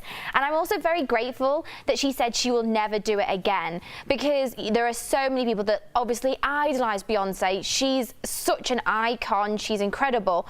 But there are a lot of young girls or even older women that will then go on this crazy fad diet that don't have the help and assistance that she does. Right. I'm not saying that it wasn't hard work.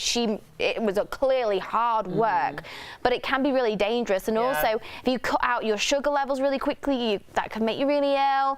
So you have to be careful with this. You really want to talk to your doctors. I'm glad that she was transparent, because I think at this point we look at Beyonce as if she's some type of like goddess, like not even human, right? Yes. And I think it's important for people to understand that there's a process. What's the 10 years to create an overnight success, and to become a Beyonce, you have to have a level of determination. No one's just going to trip into being Beyonce, okay? And there are a lot of people who get very high levels of success, but she has managed to sustain that success, which tells you exactly who she is. That Yeah, Yes. yeah. I mean, she said I could have worn a flower crown and gone to Coachella, and no one would have. But I wanted to make it a 2-hour performance of black excellence, and she did. Yeah. She It is killed phenomenal. And she looked incredible. And I tell you what, she has worked hard for that performance. Yeah. That's going to be something She's going proud to of watch forever. back for the rest of her life and be so proud. I agree with of. you. Highly recommend it, guys. It's on Netflix now. Get a glass of wine, some cheese.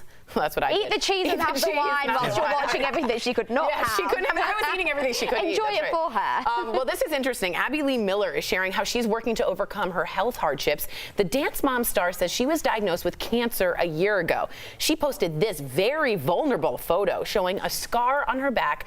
That's from her emergency surgery for an infection in her spine. She writes, quote, I struggled through months of physical therapy to learn to sit up again, to crawl, and maybe with a miracle someday I'll walk walk. She's wheelchair bound. I always think it's amazing when you show yourself at your worst, because a scar can either mean something weak or something so strong that you've overcome, and it sounds like she's coming through. She had chemo going into her brain cavities, through her tailbone. So no matter what you think about her, that is a photo of strength. Even however you want to look at it, in my head, that looks like strength. Right. I mean, I look at, obviously, we wish her family well and wish her a speedy recovery. It's just, you know, full discretion, all we do is we're live every day. Yeah. And our personalities are going to come out. Honestly, it's very difficult for me to look past her, what I consider to be egregious transgressions against young women. I couldn't even watch that Dance Mom show. I flicked past it once. I think I pitched a show at that network, so I had to sit in there and watch it one time. And to see this woman scream at these children, these young women at a very vulnerable time in their life, and undermining their confidence and destroying who they are, not knowing the ramifications that will have as they enter the time where they're going to be attacked by mean girls, by dudes trying to do stuff to them. Allowing that to happen, I felt dirty for watching it. I felt upset with the moms that took them there and allowed them to be verbally abused. And so obviously we have duality of thought. I wish her a speedy recovery, but in terms of a human being, if it took this for her to realize that you don't destroy a young ego, I don't know how much you know, she's gonna get from me. I completely respect what you're saying, and I tend to agree with a lot of what you're saying.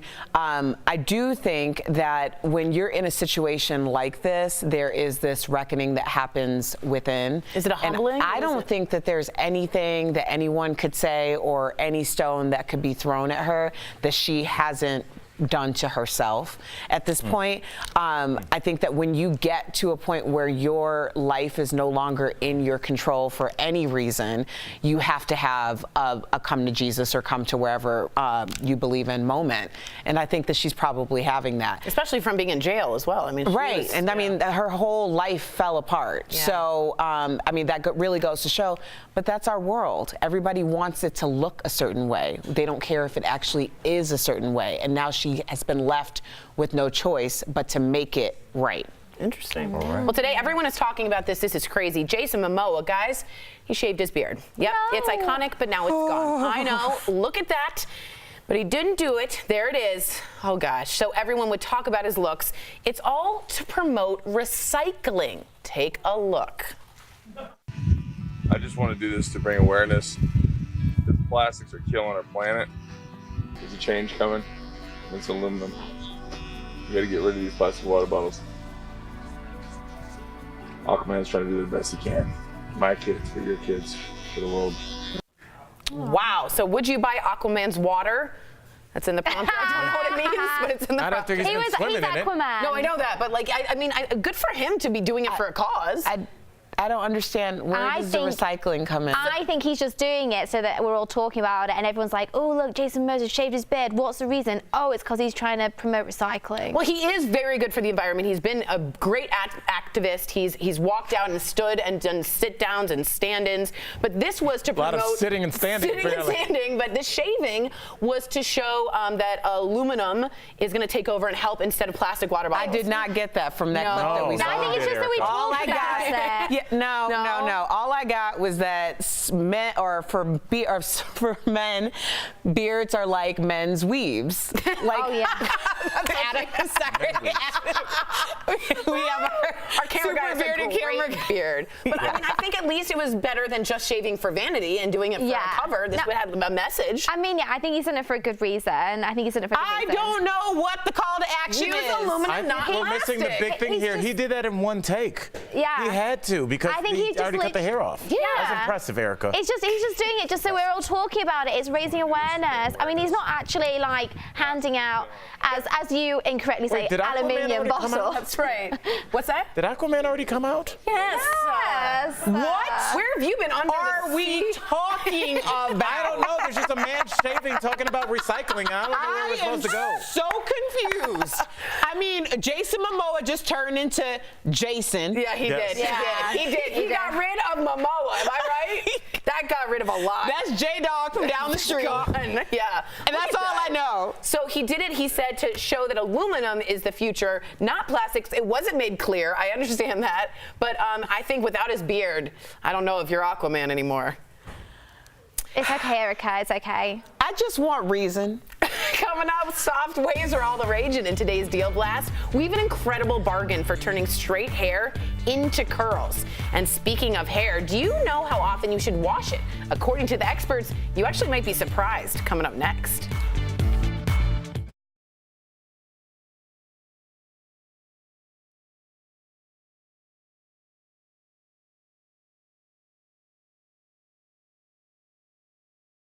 Telling us, all right, I was telling us about There's a show the called game shows Mind of in a the Man. It was on the Game Show Network. It's hosted by my boy D-Ray Davis, hilarious comic, good dude. I think they shot a 24 block of episodes, and I think I maybe did 4 or 6 of them. But it was the producer called me. I don't know if did I ever tell you this? No. The producer calls me after I found out through my agent that I booked the show, and she's just like, do you drink? And I'm like, that was a weird question. I was like, yeah, but why? And then she starts going through this spiel, which I realized later with any game show now, and there was that movie Quiz Show that was about that remember that scandal about quiz shows in the 1960s? Okay, where people were cheating, they figured out a way to cheat on game shows. So it changed the way people do game shows now. So now they have a spiel, and she's like reading it, and I'm like, stop. She's like, I cannot stop, sir. It's like this, do you agree that you will, it's like these weird, I'm like, all right. So I get to the set, and it's like 10 o'clock in the morning. I walk into my dressing room, and I swear, there was like a silver tray, and there was a bottle of silver tequila on it, screw top off, limes cut, and shot. I was like, what is this? So we start drinking or whatever. And He's like, what is this? Let's let me just make sure. And then during let's just make sure. During the game, you have a mug and there's alcohol in it, and during the commercial breaks, they're the PAs are filling it back up. People are getting hammered, and it's so early, and it's such a long. It was so Erica used to watch it. I love that show religiously. If they had a marathon, generally it'd be 3 or 4 episodes because there weren't that many episodes. Yeah. I would watch them all. I tell you what, there's a game show that I've discovered that's only on in America. I think it's on Netflix. It's incredible. We definitely don't have it in England. It's called A Minute to Win It. Oh, I know that. My God. What is it? Just give a minute.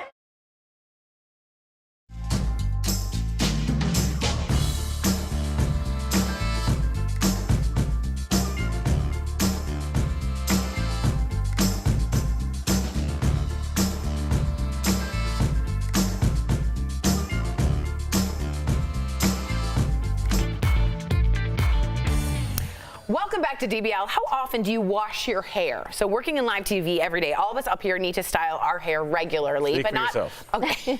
Not everyone always has the time. So we want to hear from you. Head over to dblvote.com and let us know. How many times a week do you wash your hair? Now, experts are split. Some say you should wash your hair and your locks every day. Others say your hair needs a breather. So here are some factors that play into how often you should put down the dry shampoo and head for the shower. Cue the weird, cool boogie music. Okay. That's good to show the roll. I know. Oil production plays a huge role in how dirty your hair can be, and that's partly based on your ethnicity. Oil production on your face and scalp determines how greasy your hair can get. So how often do you guys wash your hair? I'm just going around the whole. I work out a decent amount, and it's easy for me. I mean, I don't have to dry it or anything. So for you, I mean, I just dump soap on it and just go. Yeah. So 3 or 4 times a week. Okay. Definitely. What about you? It depends on what I want it to look like. If I wanted to have a lot of volume, I have to go longer without washing it. Got it. Ew. So it 2 days, sometimes anywhere from 2 days to 2 weeks. Wow. That's a spread. I'm a 2-day, 3-day a week. What about you? I'd say if it's a really good week, twice. If I've not had it really curled or twice a week. Twice a week. All right. If it's a bad week, 3. All right. What about color? Well, many of us use dyes to color our hair, or use chemicals for a perm. This makes hair more fragile. The more you wash it, the faster the treatment fades, and so the cycle begins. So if you color or perm, you can actually wash your hair less, My hair is this like in-between sad color, so I dye it, and it's still an in-between sad color. Tori and I both have the same hair colour. Tori and I have the same colour, and definitely we notice if we wash it more, we look a little blonder. We do. And if we just dirty, we look more brunette. Yeah, we do. It's called brunette or dirtier. And let's say you're super stressed out. That causes your oil production to increase, and if you exercise more to balance out the stress, sweating, of course, creates more oil. This means, of course, you should wash more if you're stressed. Showers also help with alpha waves because you're getting this constant thrum of water on you, and you can kind of go into this peaceful meditation mode. Yeah, whatever Erica's face is doing is what my brain is doing. It's true. You just used the word thrum and alpha waves in the same sentence. I will The hair say, care segment. I like to wash my hair wash out the product in super cold water. Like the coldest I can tolerate. It elongates my curl. Oh no. You crazy. I want it to the point of like scalding. Like No, I like it really hot. So like I come out of the shower or the bath. Yeah, but your and cuticle's closed. My skin is red. Yeah, that's what Can I leave? I like to come out like a little bird roast A little chicken. prune chicken. A little bird Our roast audience chicken. says 4 times a week. Okay. Oh, wow, that's a lot. Yes. Who All has right. time to We do did that all much? that for 4? I know. Who has this much time to be washing and drying their hair? Well, our DBL Nation does. We will be right back. We got to go wash our hair.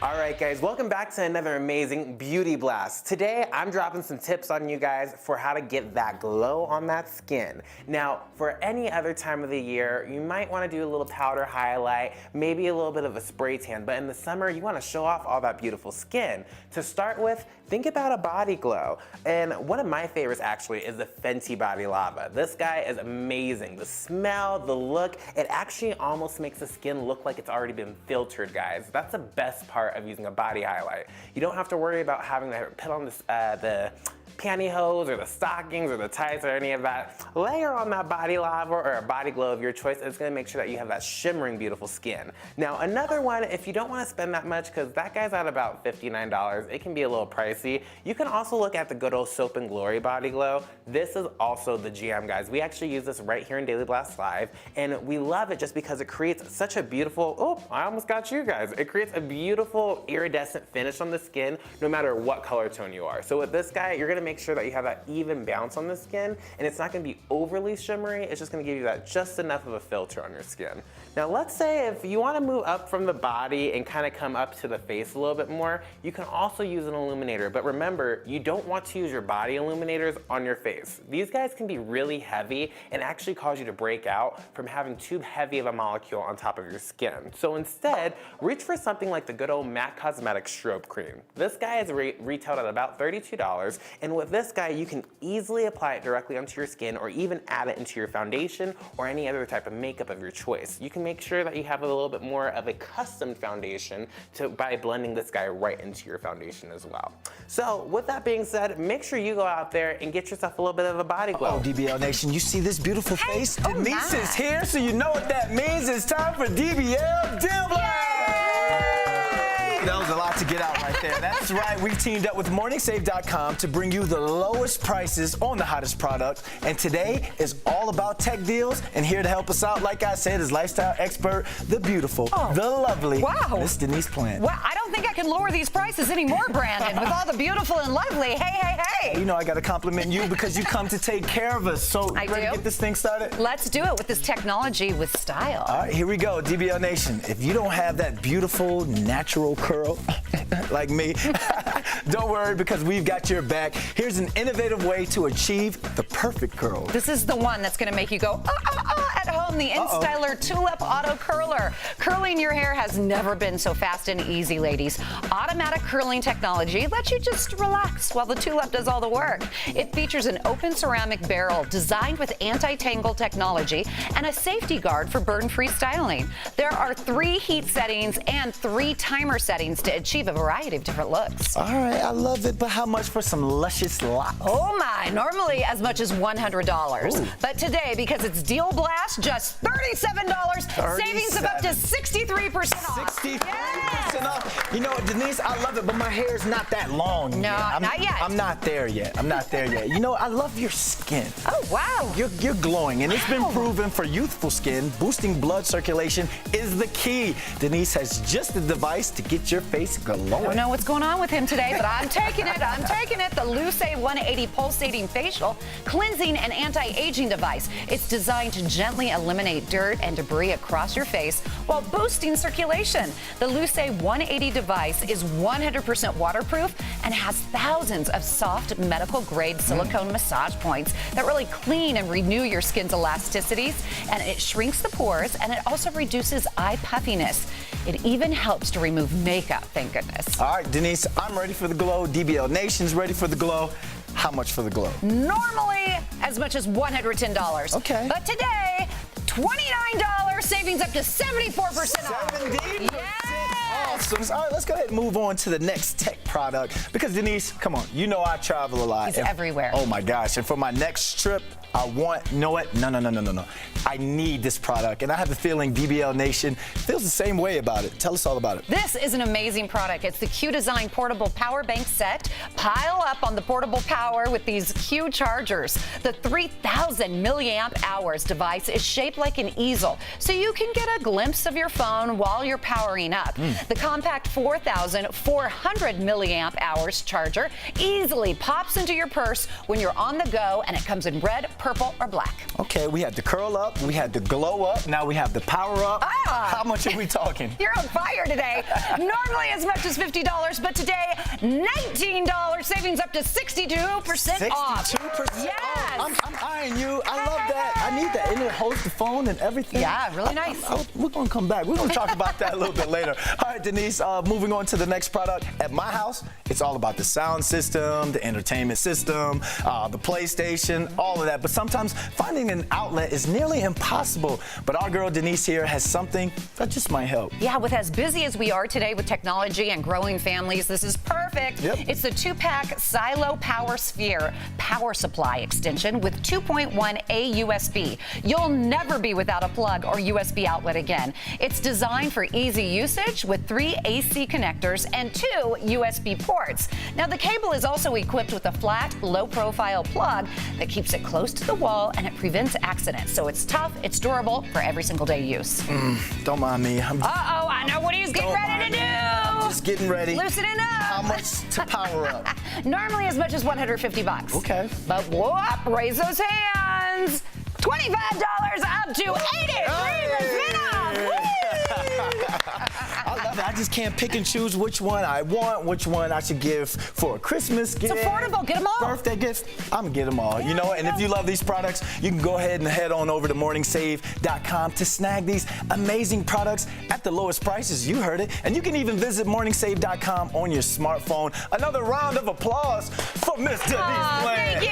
Thank you. Good to see Always you, Brandon. great seeing you. We'll be right back. Promotional consideration is Good to know Tori just said her brain is shut. Anyone out there has got any ideas? Alice had an amazing idea. We're not going to say what it is. Yes. But Alice had a brilliant idea for a product. And we were just wondering, what are the processes, does anyone out there know, of making a product that doesn't exist? What do you need to do? Like, where do you look for manufacturing? Or Do you make like 500,000 or do you make one and then get an investor? Yeah, like what do you do? I don't understand. I'm actually gonna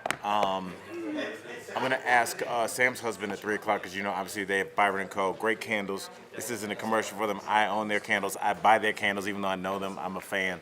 But yeah, so I know he works with distributors in China. I don't want to say his business. I don't know. But yeah, I'm just very curious about how that process works. So I think that could be something. He's thought of a really good idea, so we need to know kind of if anyone out there owns their own business, if anyone out there has made their own products, like kind of what did you have to do? How did you get set up? Did you have to trademark? Like, did you have to make a prototype? Like, what are the steps to doing that? And also, this totally unrelated. I just opened my email and Ticketmaster had all the. I go to a lot of live concerts. I think like that's the first step when you feel like you're getting older. Is like you don't know any of the artist coming up. Oh, that's like me all the time. I never knew anything anyway. Yeah, you're like, who is this? This person's at Red Rocks. I've never heard of them. Who is it? Who is it? Tell me. I guarantee I won't know who it is. All right, I don't know anything I'll run about through the Ticketmaster. Do you know who Rich the Kid is? Oh, actually, I have heard of that name. I've heard I of don't him. know the songs, but I have heard of the name. Yeah. I don't know the songs. His World Is Yours tour. Ooh.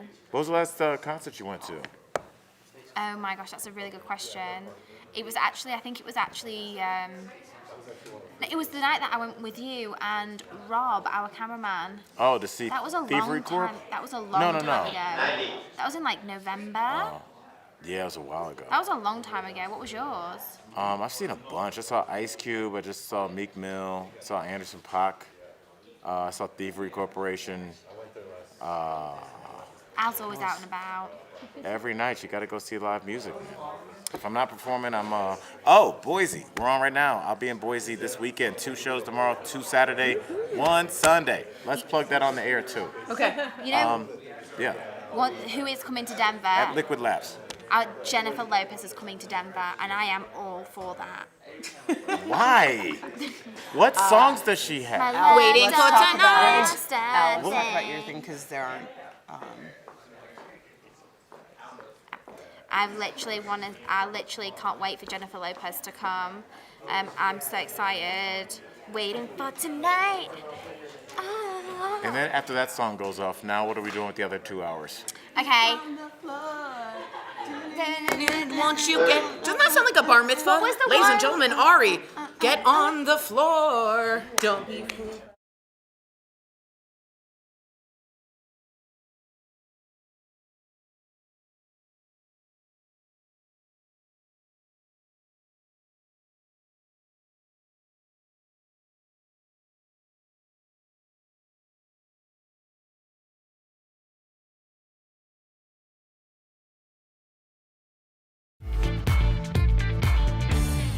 Welcome back to DBL. First, I want to give a shout out. You are performing in Boise. Yes, we're on in Boise right now. I'll be Boise 2 shows tomorrow, 2 Saturday, 1 Sunday. And where is this? That's Liquid Laughs. Come see me. Liquid Laughs. That's right. Liquid Laughs. Yes. He's awesome. He's awesome. Was it not in concert, in stand-up? That's the right word, right? Yes. Yes. He's awesome. I've seen Stand-up him. concert. I was literally. It's a stand-up concert. That's exactly what it is. Yes. He kills is what we say. He kills. And we have comments as well, Erica.